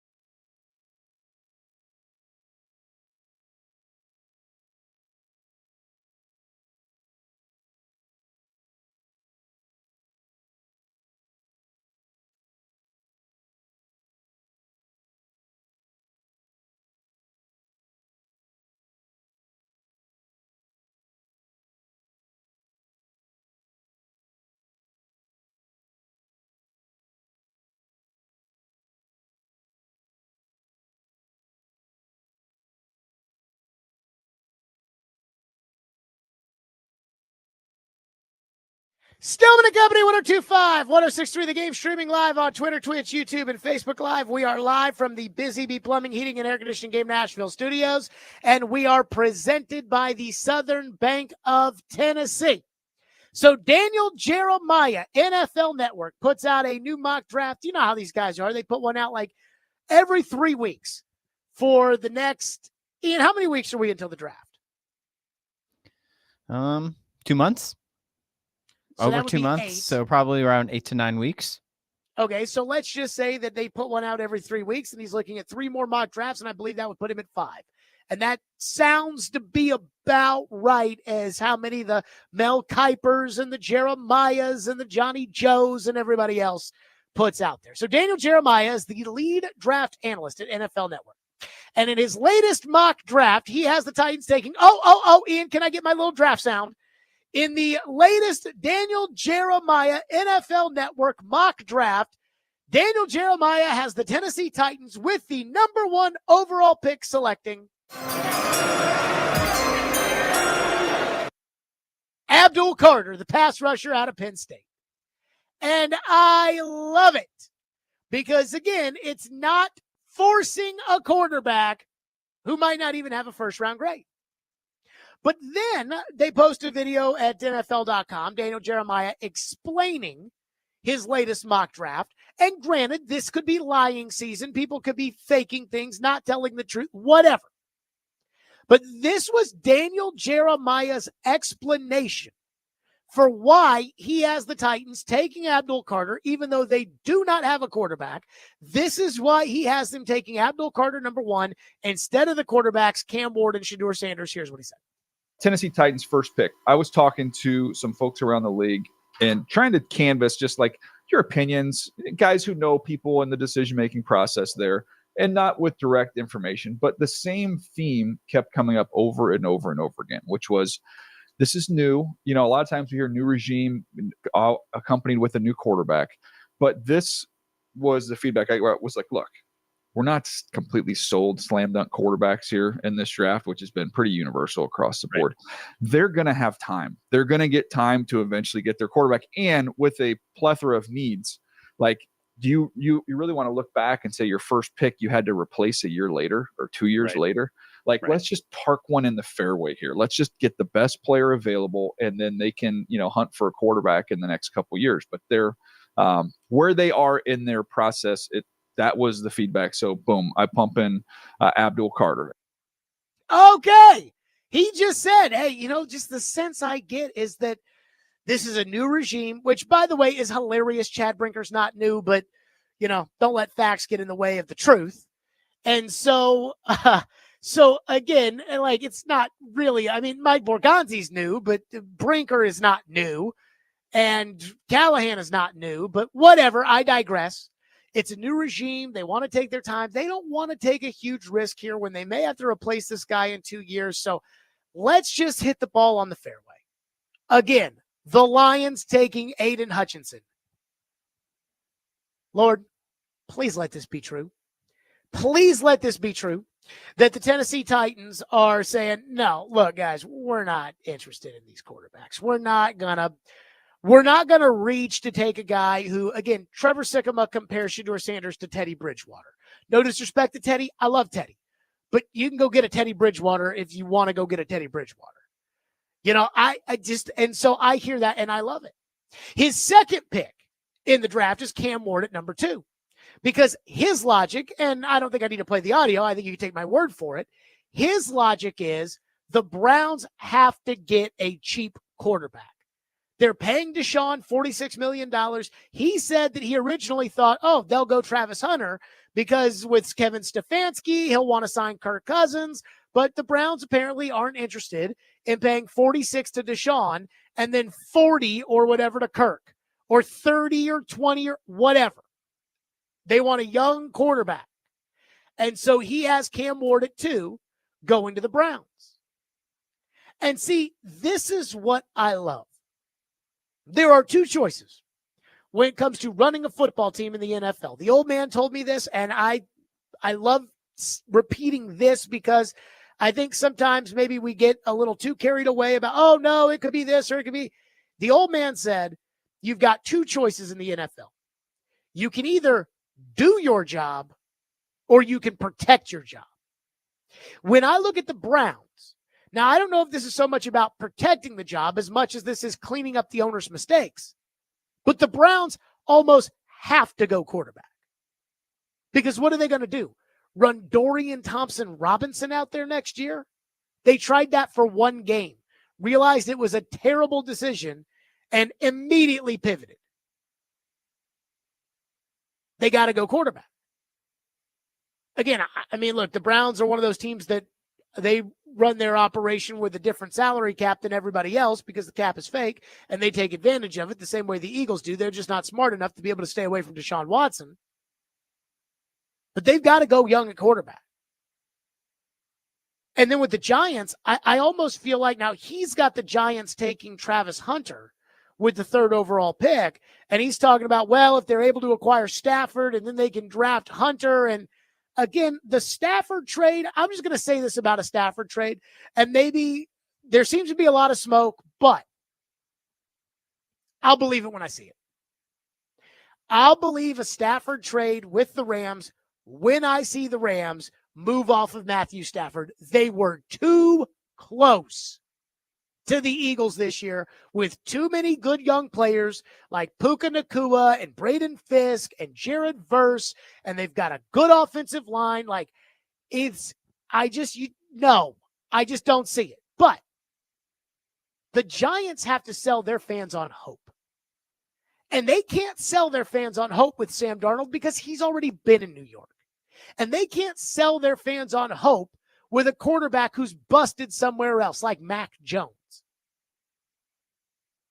They held on to their jobs, Brian Dable and Joe Shane, they held on to their jobs by the skin of their teeth. So if they can't get Matthew Stafford, and again, I'll believe Stafford is gone when I see it,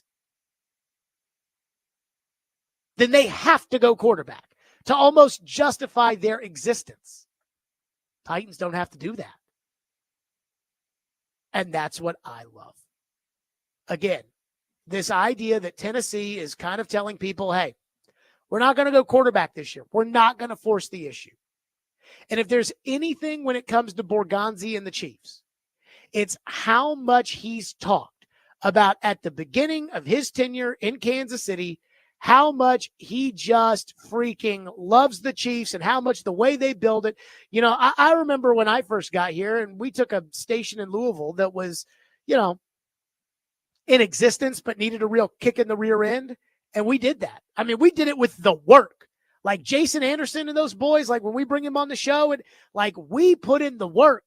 And I remember it like it was yesterday. He's the same way when it comes to what they did with the Chiefs. But what they did with the Chiefs was they didn't reach for a quarterback. And I just love the idea of the Titans being able to look at the free agent market and saying, you know what?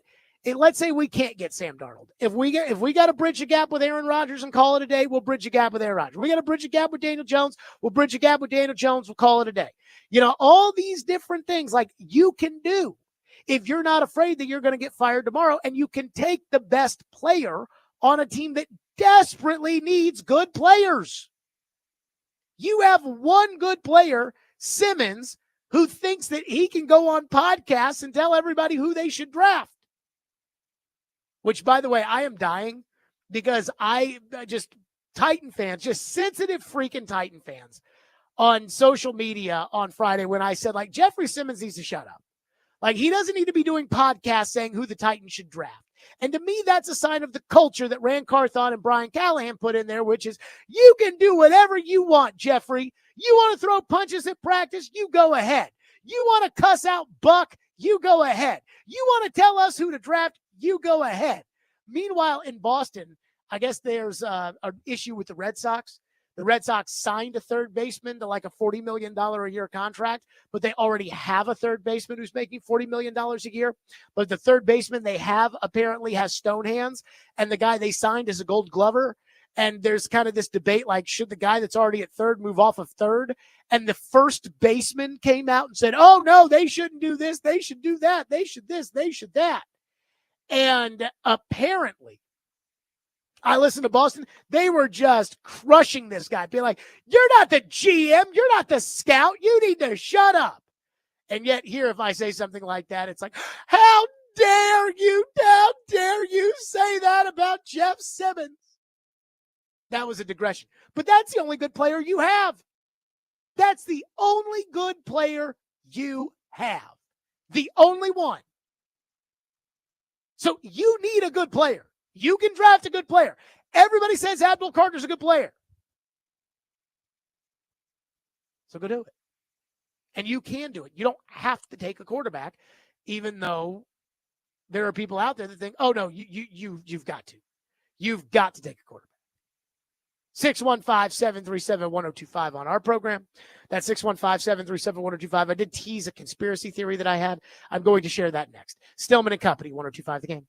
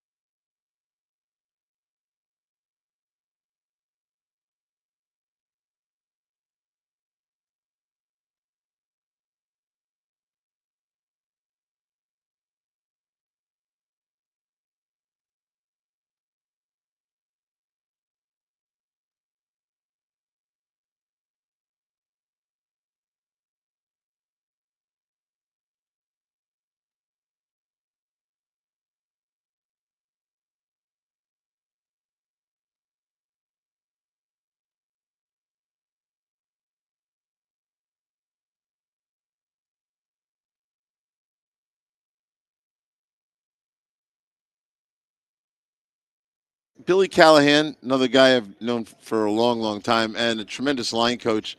But I also think Billy has done if you check his history, he's done a nice job with mid-round picks, late-round picks.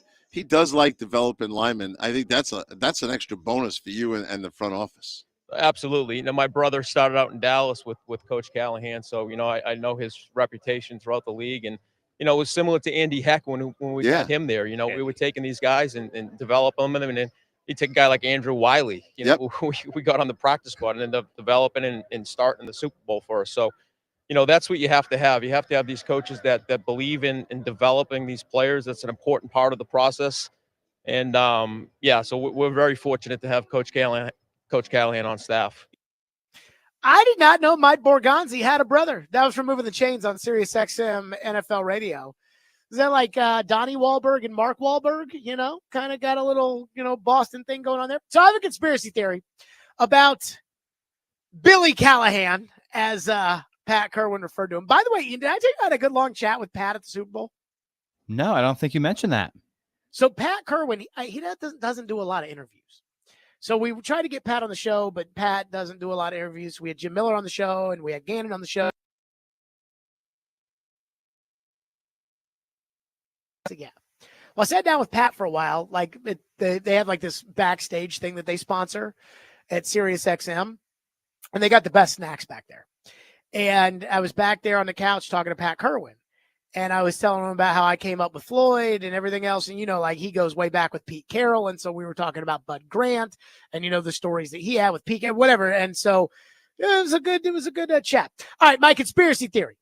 So the YouTube algorithm that I have suggested that I watch a Barstool Sports video in which Dave Portnoy says he gets to the bottom of why Matt Patricia was the offensive coordinator for the New England Patriots. Now, I know nobody here cares about that, and I'm not even sure that I care that much about that. But I clicked it because I was fascinated, and there was something John Gruden said in this cut. John Gruden now works for Barstool. There was something John Gruden said in this cut that kind of opened my eyes, and I said, oh, my God.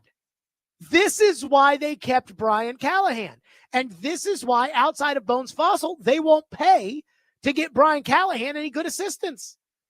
This is why. Here's what John Gruden said, which I think is kind of like something that football people know, but maybe we on the outside are kind of more caught up in who we see on TV. Here's what Gruden said on the Barstool podcast. I don't care who calls the plays. You can bring Bill Walsh back. Joe Gibbs could walk in here. Yeah. The offensive line coach is the most important hire you're going to make as a head coach. Yep. And when Scarnecchia left the Patriots, the way the offensive line has developed and the versatility, you can't even imagine what Dante Scarnecchia, he quit one time. And the Patriots, we brought him back. We sucked him back in. They brought him back, and he just went right back to the Super Bowl. And I guarantee if you had Edelman, if you had Brady, if you had any of them in here, like Garrett Brunt, they will tell you that Dante Scarnecchia was the winning edge for us. Okay. Gruden's like, screw all the play callers. It's the line coach. And I wonder if, when deciding whether or not to keep Brian Callahan or get rid of Brian Callahan, and I've said what I heard was Chad Brinker didn't want to keep Brian Callahan. I wonder if the Titans said, if we lose Brian, we lose Bill. And we can't go find anybody as good as Bill to coach the line. So you know what? Let's just let Bill keep coaching them. And so we'll have another year with Brian. Who knows if he can coach? Who knows if he can hold guys accountable? I think Brian Callahan might be too nice of a guy to be a good head coach. I think that there's a reason why they didn't make major staff changes, OC, DC, because, again, I'm not sure Amy wants to pay Denard Wilson to not work, then go pay another defensive coordinator to be DC, and then have to pay him and Brian Callahan and Denard Wilson and a new DC next year when they fire Brian Callahan. But maybe they said, hey, we have got to keep Bill here.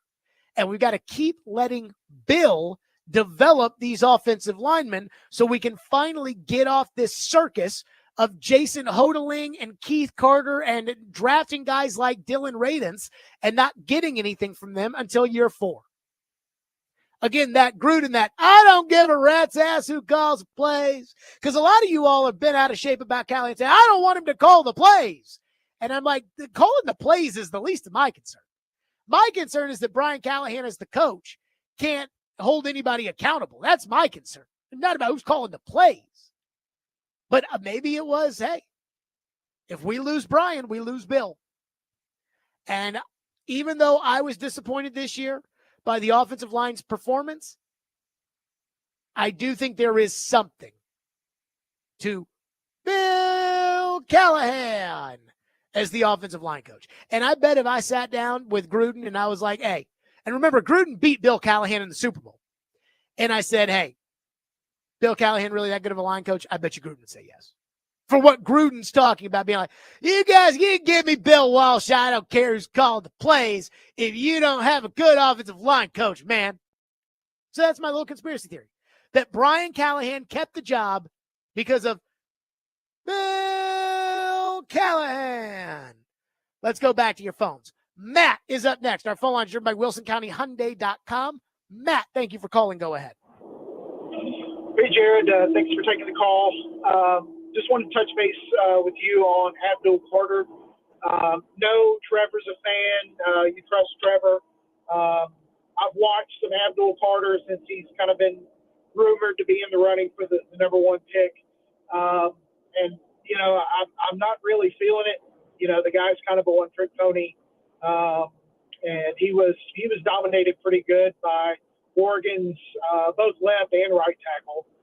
Actually watched Notre Dame and Ohio State games today against Penn State and was even more underwhelmed by Abdul Carter. So you didn't think Abdul Carter took over that Notre Dame game? I did not. He doesn't give you anything in run support. They don't put him in coverage ever. He beat their right tackle 2 or 3 times the entire game.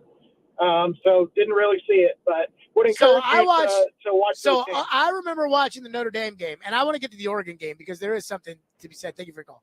There is something to be said for what Oregon was able to do to Abdul Carter. But I watched the Notre Dame game like in live time, like everybody else, and I'm like, holy crap, this guy's good.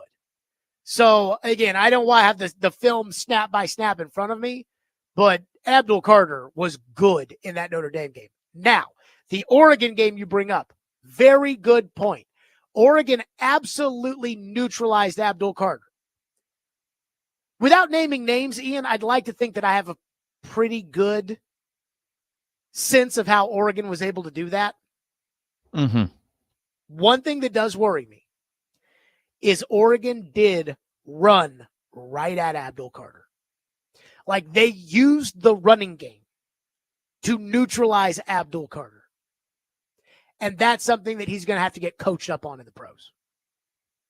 Now, Oregon has a first-round left tackle and probably a third or fourth-round right tackle. So those are legitimate NFL players.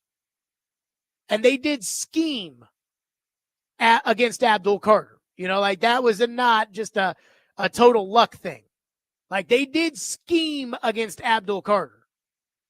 But they did run the ball right at him.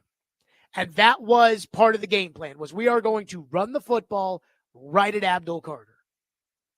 And so, you know what I think about when I'm like, okay, run support, he's going to have to get better in. You know what I would do, Ian? If I'm worried about run support in Abdul Carter, you know what I would do? What's that? I'd stick that big fat boy right next to him, the one that only stops the run. And I'd say, hey, man, you're going to have to eat up the guard in the center. And it's going to have to be one-on-one. Devondre and Sweat. Abdul, you just set the edge. And big boy, you gotta eat those guys up, and you gotta stuff the run. Mm-hmm. I will help Abdul Carter with Devondre Sweat. Yep, we got Sweat or Simmons. His problem. Good options there for run support. Well, I think Sweat's a much better run stopper than Simmons. I think Simmons is. I think Simmons is like truly a 4-3 DT. And everybody now wants to really run a 3-4. Whereas I think that Sweat is more of a 3-4 nose tackle. So Simmons gets bumped out to D end in a 3-4 when really he's a 4-3 DT. 615-737-1025. Fitz joins us next on the program. Stillman and Company, 102.5 again.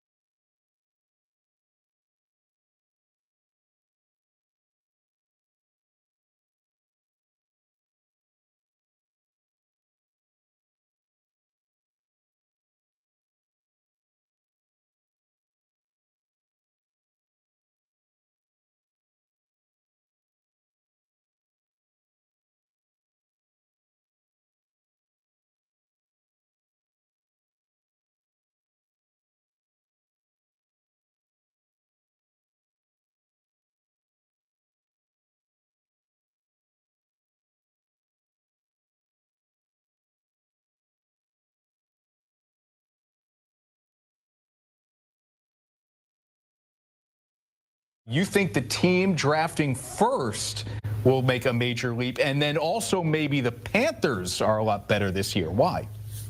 Well, timeout. Last year at draft time, I was sitting next to your co-host right there, Jacqueline, and I said that the Washington Commanders will go to the playoffs based off them drafting Jaden Daniels. The clip is out there, the tweets out there, the receipts are out there. Now to your question. I like Tennessee because here's the thing. That roster to me is not bad at all. They just need a quarterback. They have 2 solid receivers, really good tight end, a collection of tailbacks, and defensively the front 7 is really good. And on the back end, they were banged up a lot last year to get a lot of those guys back healthy. So the template has already been put in place. The foundation is set. Any quarterback you add, Cam Ward or Shedeur Sanders, makes this team a playoff team. And the Panthers, based off how they finished. Okay, there you go. That was Emory Hunt at CBS Sports saying, add Cam Ward, add Shedeur Sanders. The Titans are a playoff team. Look, I don't want to discourage the take because I love when people don't have the same take as everybody else. Groupthink says these quarterbacks suck. So if Emory Hunt believes these quarterbacks are that good or Jaden Daniels level good, say it. I appreciate it. So I don't want to discourage the take. I just completely and totally disagree with it. Jason Fitz joins us now on the program. Fitz, how much of that are we going to hear? How much are we going to hear as we approach the draft? The no, Sanders and Ward really are that good. And how much of the these guys stink groupthink are we going to hear as we approach draft day? And where are you on these guys? Look, I think we're going to hear more and more of these guys are good because what you have at the top of the draft is desperation. And I guess I would ask you, D, this way. We've all got friends in life that they've been dating somebody for a long time, and finally they come in and they say, hey, you know what? I got engaged. And when everybody says why, it's like, well, it's time. It was the time. Like, that never works. You never look at that couple 20 years later and say, oh my God, look at that love story. That just doesn't ever work in my experience. And that's what I feel like a lot of teams are doing right now. They're desperate for the quarterback need. So they're going to turn around and they're going to try and build up these prospects, because if you're Cleveland, if you're the Giants, if you're the Raiders, any of these teams that are quarterback desperate, when there's not an easy solution that you can bank on in front of you, then you've got to talk yourself into it. I think that's what's going to happen. So teams like the Jets are going to try and talk themselves into Shedeur and Cam. So you're going to hear more and more of people turning around and saying, no, these quarterbacks really are good. And if we're being honest, I think that you have a much better chance in this year's draft of drafting Zach Wilson than you do of drafting Jaden Daniels. Much better. So, I just, unfortunately, as a fan of a team that's desperately in need of a quarterback, I keep saying the same thing to Raiders fans everywhere. Like, I know we need one. You ain't going to get one this year. And that's just, to me, it's that simple. I hope I'm wrong, and I hope these quarterbacks all turn out to be wildly successful. But I would not want to bank my employment, my future running a football team on Cam Ward, Shedeur Sanders, or Jackson Dart. So, Fitz, we had Albert Breer on at the Super Bowl, and I like Bert a lot. He said that just from talking to people in the league, the sentiment he gets is this quarterback class is more like the 22 class, the Kenny Pickett class, than it is the last two after it. And to that point, I remember that draft. The Houston Texans sat there with the 3rd overall pick. The Texans had 2 first-round picks that year, and they took Derek Stingley. And they were not interested in taking a quarterback, even though Davis Mills, their quarterback, stunk, because they knew those guys weren't any good. And yet the mock drafts had Malik Willis in the first round and maybe Matt Corral in the first round. And it was, well, these guys aren't any good, but teams will overreact quarterbacks. When it comes to Sanders and Ward, why is it that if people view them the same way as they viewed that class, that they're not going to treat them the same way where the first quarterback went off the board with the 20th pick? Yeah, and I think what's going to happen by the time we get to the draft, and I've been covering the draft since, the first time I ever sat on a draft live was with you in Nashville, right? Like, so I've been doing this, since 17, around then? Makes me feel old because most people that are like, I've been doing this, and it's usually like when I was like, an infant. And instead I've been doing this since I've been doing it with you. It's like, yeah. Dude, I'm just saying, I've been doing this. Well, this is going to be my 8th or 9th year covering the draft. I think, and the more I talk to people that are truly plugged in, I think teams are a lot smarter than we give them credit for being. And what we're seeing right now in the mock drafts is what we always see in mock drafts. Like, there is a belief that they will overdraft at the quarterback position. And so all of a sudden, and look, I hate this for Titans fans. It's a bad year to have the first overall pick. Like, I believe that Hunter and Abdul Carter are both much better prospects than any of these quarterbacks. If my favorite team was picking first, I would be begging and pleading for my favorite team to just sit there and take Abdul Carter or to take Travis Hunter at the number one spot. I don't think there's going to be a ton of trade value to move up. I don't think teams value the quarterbacks enough to want to mortgage their future the way they have in the past. And, you know, one thing that we heard for the last 2 years, because you referenced the last two quarterback classes, I think this is an important point. We even knew going into last year that part of the reason there would be a run on quarterbacks in the top 15 was because scouts knew that this year was going to be a bit of a step back. Like, you had to be more aggressive last year if you had a shot at a quarterback than you can be this year, because there was a widespread belief a full year ago that, man, you know, I know people that were flat out telling me that teams offered Washington 3 first-round picks to move up for Jaden Daniels. So we don't need to sit here now and pretend like people didn't know Jaden Daniels was going to be really stinking good. Everybody thought that might be the case. So, you know, now you look at it and say, okay, what are teams offering to move up? A little bit, maybe not much, maybe nothing. I think you're right, man. I think by the time we were actually doing a draft broadcast at the end of April, I would not be surprised at all if, for example, when the Raiders pick at 6, I wouldn't be surprised at all if both quarterbacks are still sitting there. I don't think it makes smart football sense to overdraft Cam Ward or Shedeur Sanders just because you need a quarterback and just because they happen to be the 2 best this year. I'd rather wait and see what I get next year than take either of these guys in the top 10. Jason Fitz is with us on the program. Fitz, I was convinced after this year that Minnesota was going to tag Sam Darnold, even if they still want to go to J.J. McCarthy. Then I went to New Orleans, and I left New Orleans convinced that Minnesota was not going to tag Sam Darnold. Now I'm starting to hear that Minnesota is strongly considering tagging Sam Darnold. What happens with Sam Darnold? I mean, look, I squarely on the record for a month have been saying I think Minnesota can and should franchise Sam Darnold, even though financially that's difficult to do. That's a big ask financially for them where they are in the cap, and we all know that they can work some of that around. But, man, I'm with you. Everybody that's smart keeps telling me I've lost my damn mind.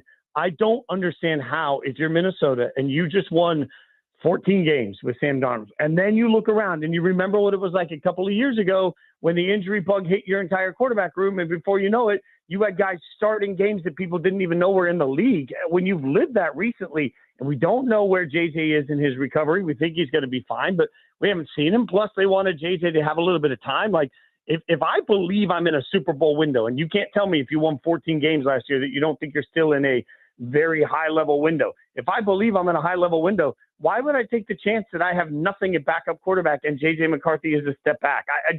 I think Sam Darnold would be coveted if he hits the open market. I don't believe he's going to hit the open market. I think the Vikings are going to franchise him.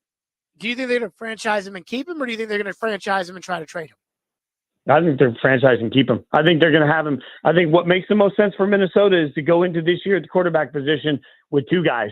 And you know what? If it turns out that JJ wins the job, then, man, oh, well, we wasted some money. But if JJ struggles at all in the preseason, then you can look at it and say, hey, we're going to bring him along slowly, and we're going to let JJ keep doing this thing while he learns, and we're going to let Darnold be the one that moves this. Charles Robinson at Yahoo on our show last week said he thinks that there's going to be a 4-year deal somewhere for Sam Darnold. The first 2 years will be the guaranteed money, so it's really a 2-year deal that looks like a 4-year deal. And the cost range of that will be between $80 and $100 million. I think there's a handful of teams that would gladly give that up just to try and get the opportunity at a 27-year-old quarterback that may not be epic, but he's a hell of a lot better than either of the options you have at the top of this year's draft.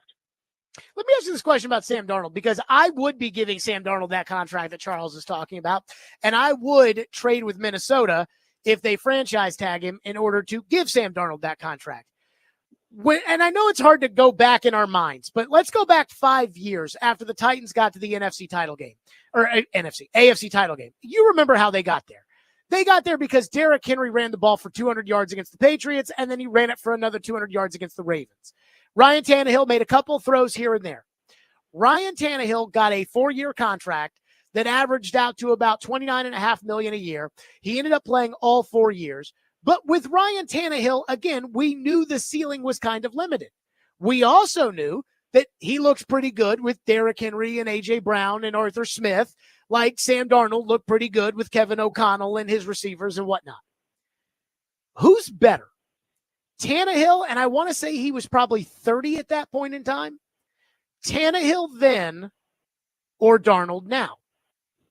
Darnold now. It's not even close.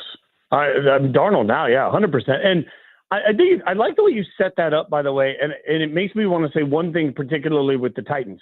Look, I believe that Minnesota has one of the smarter offensive-minded head coaches in the NFL. I believe that, and I think giving Kevin his flowers is an important part of this. But, I mean, realistically, the head coach of the Minnesota Vikings just went back and showed the entire league, hey, here's what you got to do if you got Sam Darnold. Here's how you win a bunch of games with him. Here's the way to get the most out of that quarterback.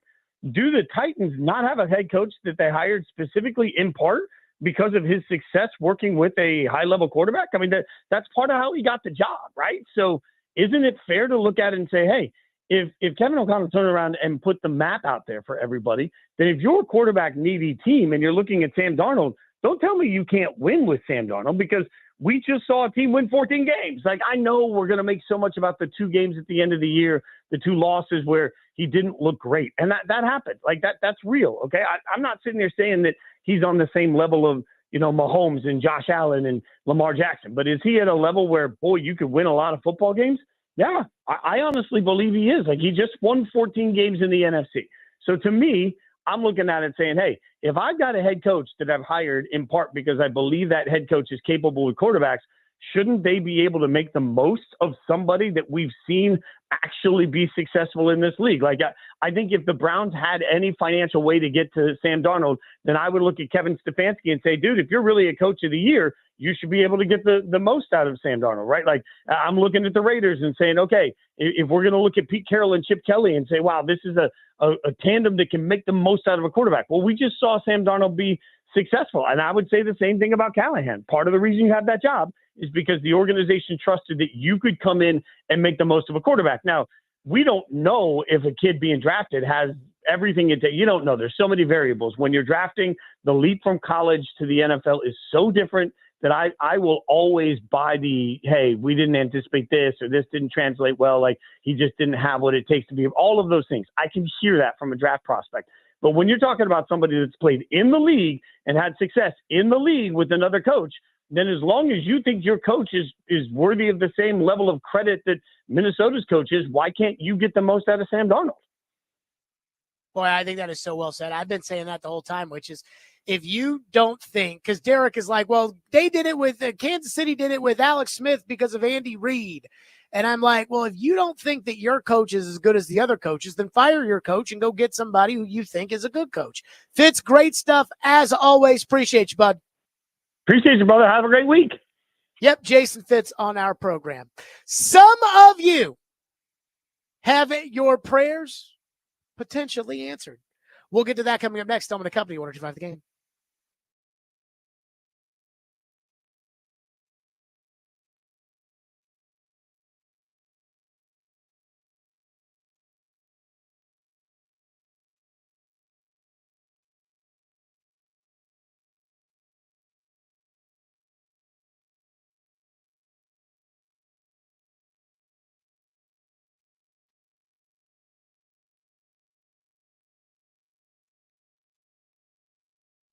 Hiller Plumbing, Heating, Cooling, and Electrical. I love Hiller. They take great care of my home. They can do the exact same for you. Hiller has been in business since 1990. They are family owned and operated. And Jimmy Hiller, a good man, was recently named amongst the most admired CEOs because of the way he truly cares for his team and his clients.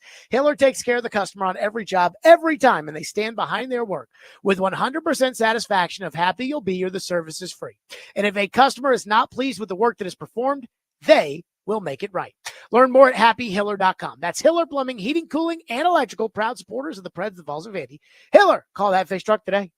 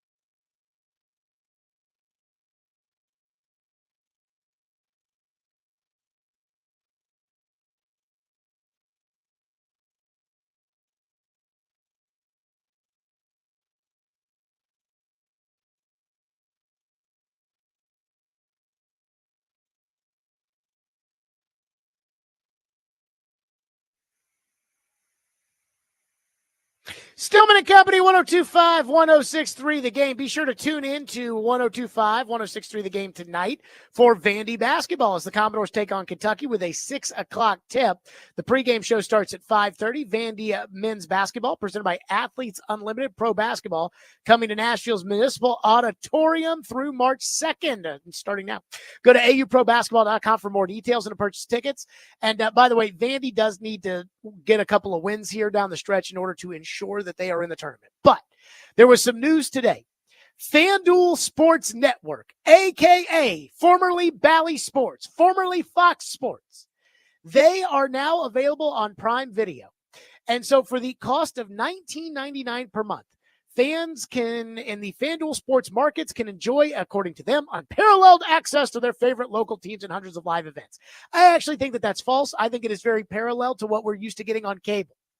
So here's the deal. For $19.99 a month, you can get the RSN that carries the Predators, which I believe, in fact, let me go to my email to make sure that I'm right about this one, because I actually have talked to the FanDuel Sports Network about this today. You can get an add-on subscription through Prime Video for $19.99 a month if you select FanDuel Sports Network South. You get the Atlanta Braves and the Nashville Predators. If you subscribe to FanDuel Sports Network Southeast, you get the Atlanta Braves and the Memphis Grizzlies. So that's $20 in addition to your Prime account? Correct. Okay. So that's what, like $35 or something? Yes, but do we add the Prime cost to that? Since, again, I don't think anybody signed. Like, I don't think anyone's like, okay, now I'll get Amazon Prime so I can watch the Predators. It's mostly for both, huh? Yeah. I think it's for people that already have Prime that are like, great, okay, now I can watch the Predators and not have to. If you want to add on, it's about $35 or so a month. Okay, gotcha. It's $19.95 a month. It's $19.99 a month. Extra plus the Prime account itself. Right, but again, you don't count Prime in that. I mean, I guess not. I guess it's already kind of baked in. Right, you already have Prime. I can live with this. Yeah, I do have Prime. Yeah. I can live with $19.99 a month. Now, I would not pay to watch Predators the rest of the year. I'm sorry. Like, if I was in a boat where I didn't have the Predators and it was $19.99 a month, if this were the beginning of the season, I would gladly be paying $19.99 a month to watch the Predators this year. But the team stinks, so I'm not going to pay for that. Now, I will next year if I'm in that situation, which I'm not. But if it was, I would. I will pay this per month to watch the Braves. I will legitimately pay this per month to watch the Braves. I think it's fair. $19.99 a month. Some of you will say it's ridiculous. Some of you will say, I pirated already. I don't have to worry about it. And good for you. I think it's fair. I mean, for baseball, that's a lot of games per month, right? That is a lot of games. And again, what it stops me from having to do is to go to 8 different freaking apps and log in and sign up. And again, Amazon, you log in one time, you're done. I can live with this. Jared versus Joe is next. Stillman and Company, 1025 The Game.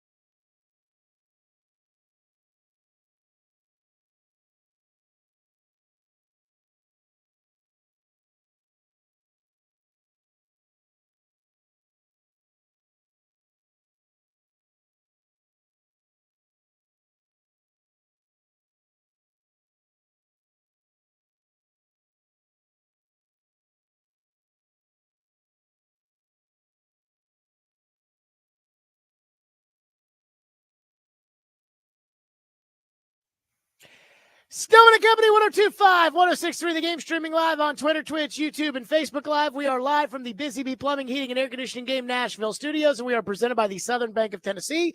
It's 5 o'clock on a Wednesday, which means it's time for a little Jared versus Joe. Caroline is here today. Hello, Caroline. Hello. How we doing? Outstanding.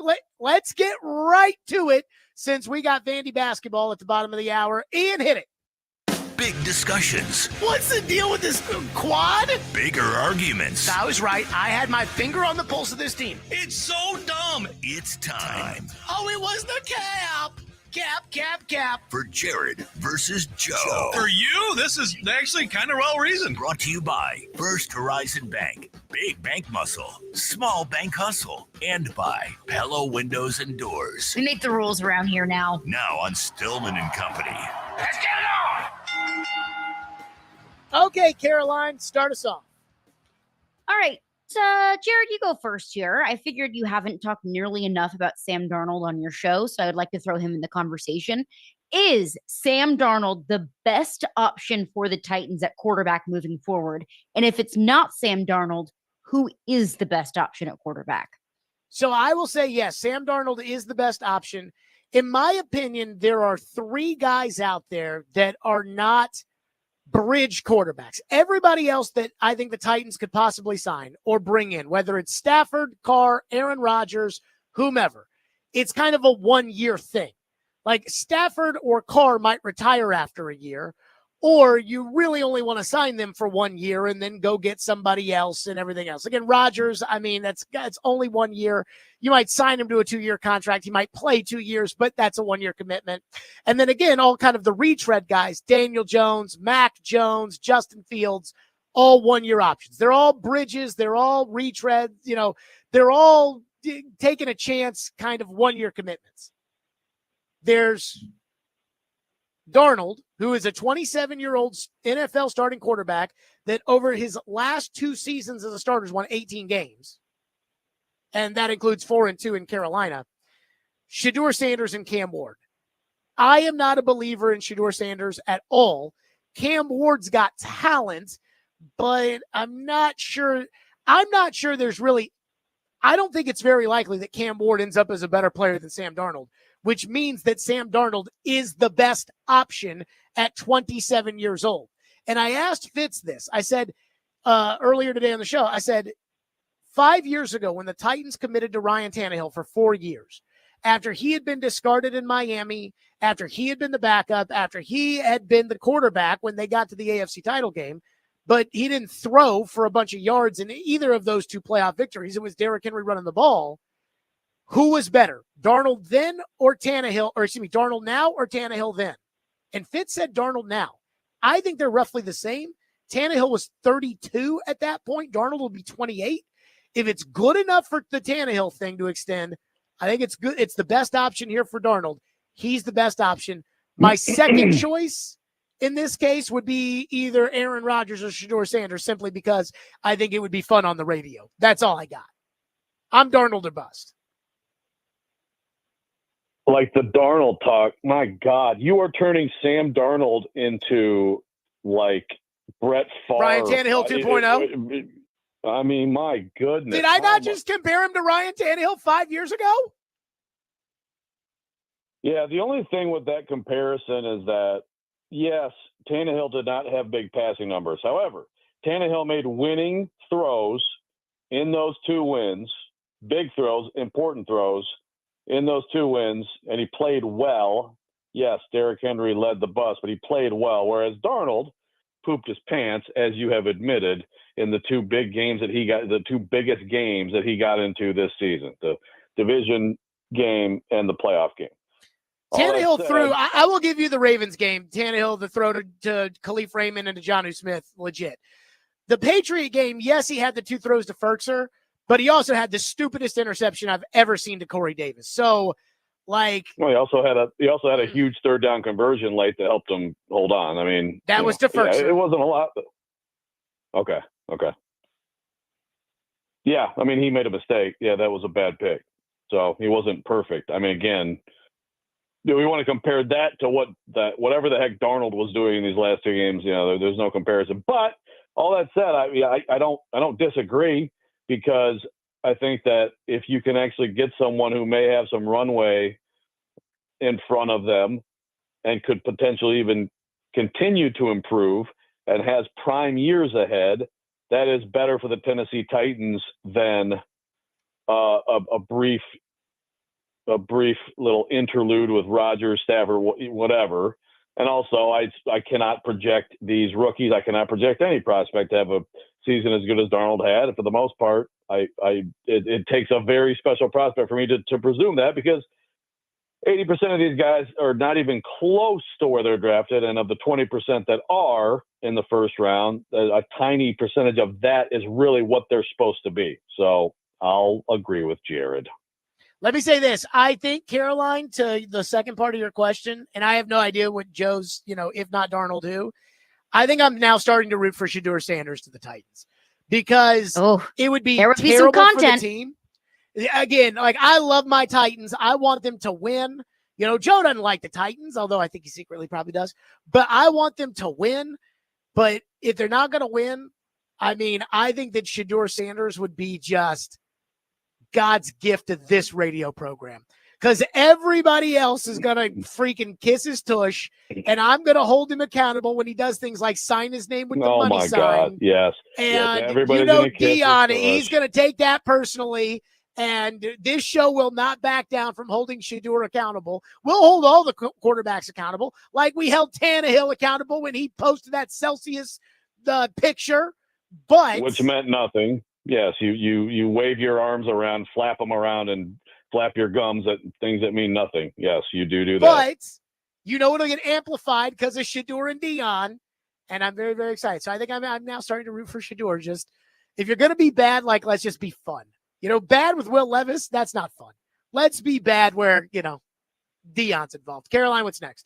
You saying that you want the Titans to draft? Go ahead, Joe. I was going to say Shedeur is my choice over Ward as a player. So, and I am not changing from that. Cam Ward could be, tremendously explosive and make incredible throws, but I'll take Sanders and his accuracy. You two are just fishing for Gatorade swag bags. That's what you're doing here with all the Shedeur love. Okay, next one. Joe, you go first. Jared claims that the problem with the NBA is that the players just don't care anymore. Is Jared wrong for saying that? Yeah, it's stupid. It's an incredible broad brush of a league full of players, and he's using. And this is my rant today. He uses the example of this load management crap, which is completely a concoction of the front offices of the NBA, because they believe essentially, and this is ownership that make these decisions, that these players, that they have a better chance of playoff success if they don't play X number of minutes in 82 games, which is ridiculous for the fans. It's criminal. I mean, these stories of the kid in Memphis who, the entire life savings to go see LeBron, and then he's out that night. And now, of course, they've changed the wording, and now it's just basically these little injuries here and there, where they went for a while actually saying load management. Now they just say it's like some injury. But again, the idea that, so what was give me the phrasing again, Caroline, that the players don't care? Correct. It's just, it's like it's what a 4-year-old child would say. It's what a 4-year-old child would say, throwing poop at the wall. I mean, what a ridiculous, idiotic statement by Jared. That all the players in the NBA don't care. Go watch an NBA game in the middle of February, game 50, whatever. Go watch it up close and tell me that they aren't competing. It's just the same stupid crap that you hear from whoever. Oh, this team wanted it more. This team didn't care. The NHL. It's garbage. It's absolute garbage, and it's just like Jared is very into the NFL, and that's great. And he has a lot of good NFL content on his show, and he digs in on stuff. And my God, he listens to every freaking talk radio show in the country, and he gets sound clips, and he studies it, and he reads about it, and he has good NFL content. And then he decides to just puke something all over his microphone about something else that he doesn't follow, and he just sounds like an idiot. It's a terrible take. So I think these basketball Benjamins are the ones that are covering for the NBA, which I think is just ridiculous. The ratings continue to go down and down and down, Don't and care. it's the ratings Not for the everything. question. Not the question. It is the Don't ratings care. for the All-Star Not the game. It is the question. ratings for the playoffs. It is the ratings for the regular season. It's bad. And I think it's because the players don't give a rat's ass. Because LeBron James is more worried about getting his son on the team who is not qualified to be in the NBA. He's more worried about getting his buddy, his podcast buddy, to be the coach who is not qualified to be the coach than he is about winning. I mean, I don't know why Michael Jordan didn't try to get his kids on the team. I mean, hey, Scottie Pippen's son at least can play a little bit. And so between that and then Joel Embiid and Kawhi Leonard, who don't even bother to play in the playoffs, and Luka Doncic just got traded because his team thinks he's too fat. Kawhi Leonard was actually injured? Kawhi Leonard can't keep his body in one piece. You don't think Kawhi Leonard was actually legitimately injured? I mean, you're Joe. just again. You got these anecdotal. Steve McNair was injured, and he found a way to play.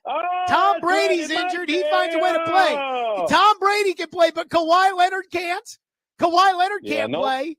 I mean, the guys at Charlie McAvoy gets sent out of the Four Nations. He got to go to the hospital. Like he's got an infection and a surgery and that. The hockey, they care. Like what you saw Saturday night. That's Those people who care.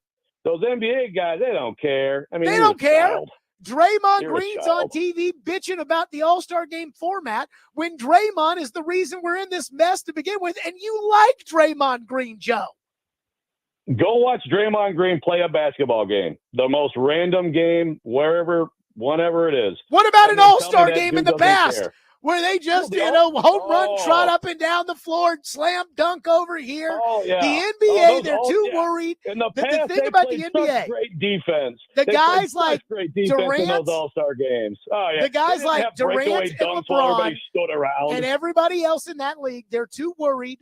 Now, maybe Steph Curry's not, but for the most part, they're too worried that they've got their money, they've got their Instagram following, they've got their Kardashian girlfriends. They're not worried about basketball anymore, and that permeates to us, the fans. And that's why the NBA sucks. Ja Morant's too busy posting videos with handguns. Nobody wants to do the dunk contest because they don't care. Again, right. Yeah. The All-Star game is a complete mess. But again, that's the league. I mean, the leadership in the league has done a lot of bad things. It's Adam Silver's fault that this Mac McClung is dunk contesting and none of the good players are? So you mean to tell me Adam Silver said to the good players, do not participate in the dunk contest. Please, whatever you do, Wembanyama, do Jared, not get in the dunk contest. No one cares. No one cares about the dunk contest. I mean, the idea that you're using the dunk contest as your evidence that's a great example of how bad your argument is. And Ja Morant, that's incredibly stupid what he did last year. Again, watch him play. Watch him throw his body around on any given night in this league and then tell me he doesn't care. Did he do something stupid? Incredibly stupid. That's your justification for it. The whole league doesn't care. It's just ridiculous. I mean, I can't believe it's more Jared versus Joe please, next. Please take me away from this. 1025 the game.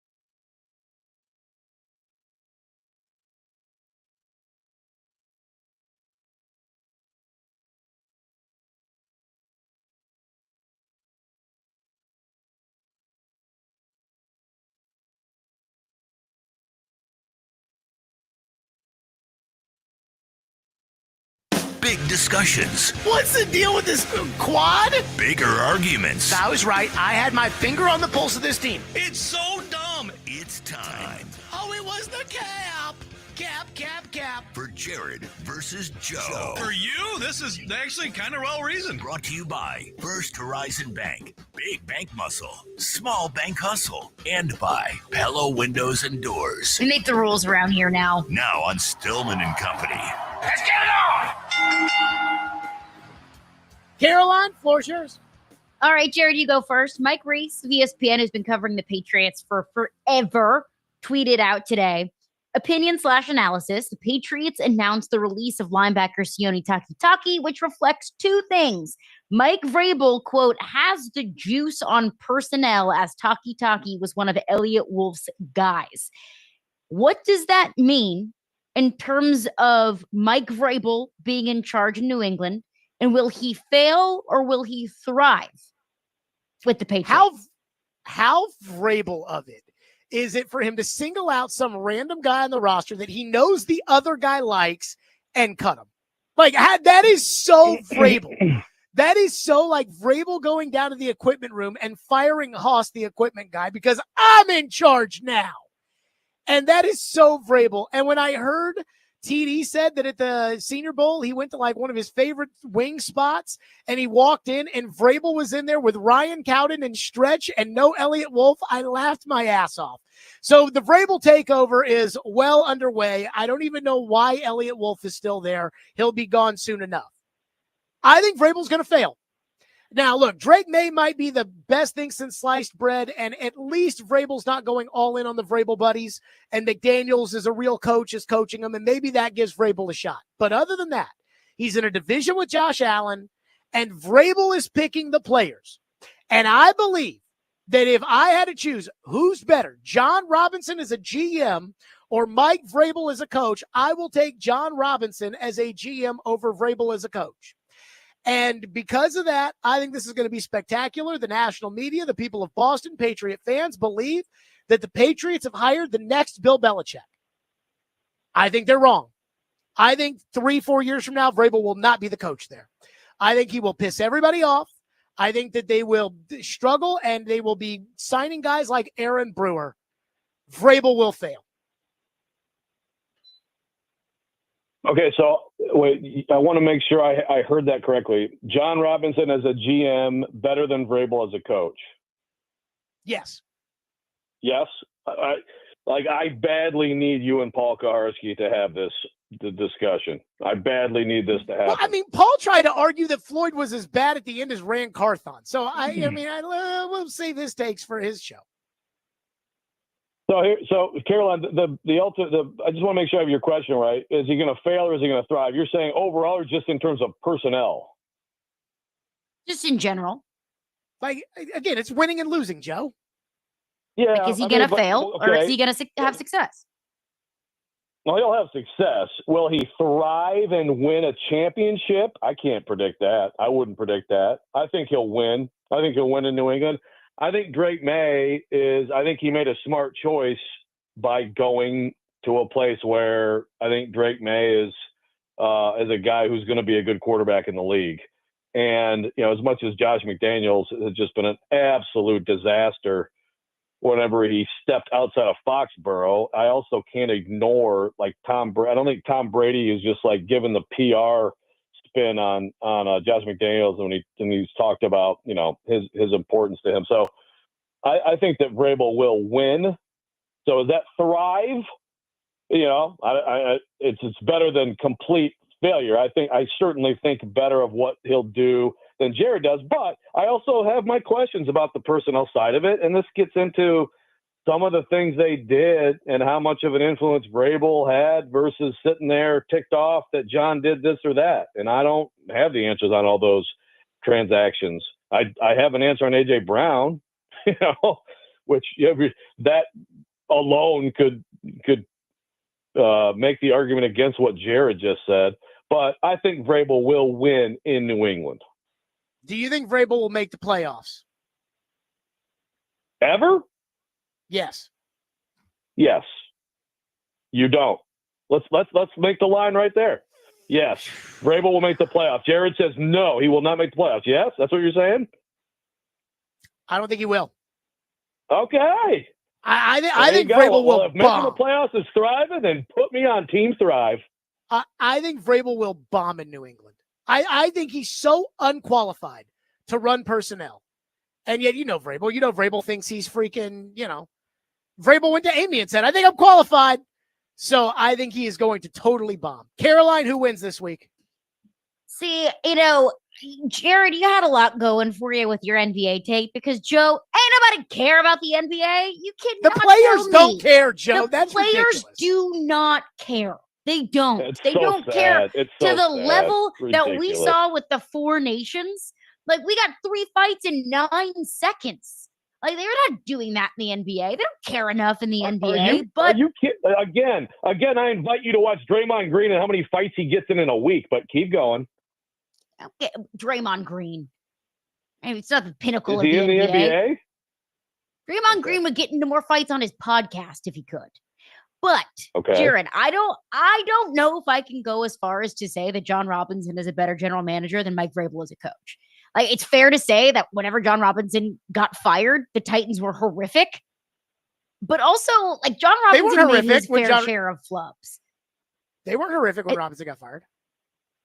After Robinson got fired? Yeah. No, they weren't when Robinson got fired. My thing is without Robinson, Vrabel was a 6-win coach. Without Vrabel, Correct. Robinson built a playoff team. Like, they made the playoffs the year before Vrabel got there. But And were Robinson they was the bad GM. because John Robinson wasn't there? Or were they bad because it was a string of so many bad decisions that John Robinson made that there wasn't enough that Mike Vrabel could work with to actually have a functional football team? They took a guard. Who wins, Caroline? Joe. I can't believe Joe won with that NBA take. Thank It's a you, brutal guys. NBA take. Thank Your you, NBA guys. take is As awful, both always, of you. Vandy basketball, where the players do care, is up next. Stillman and Company. We'll see everybody tomorrow at 2.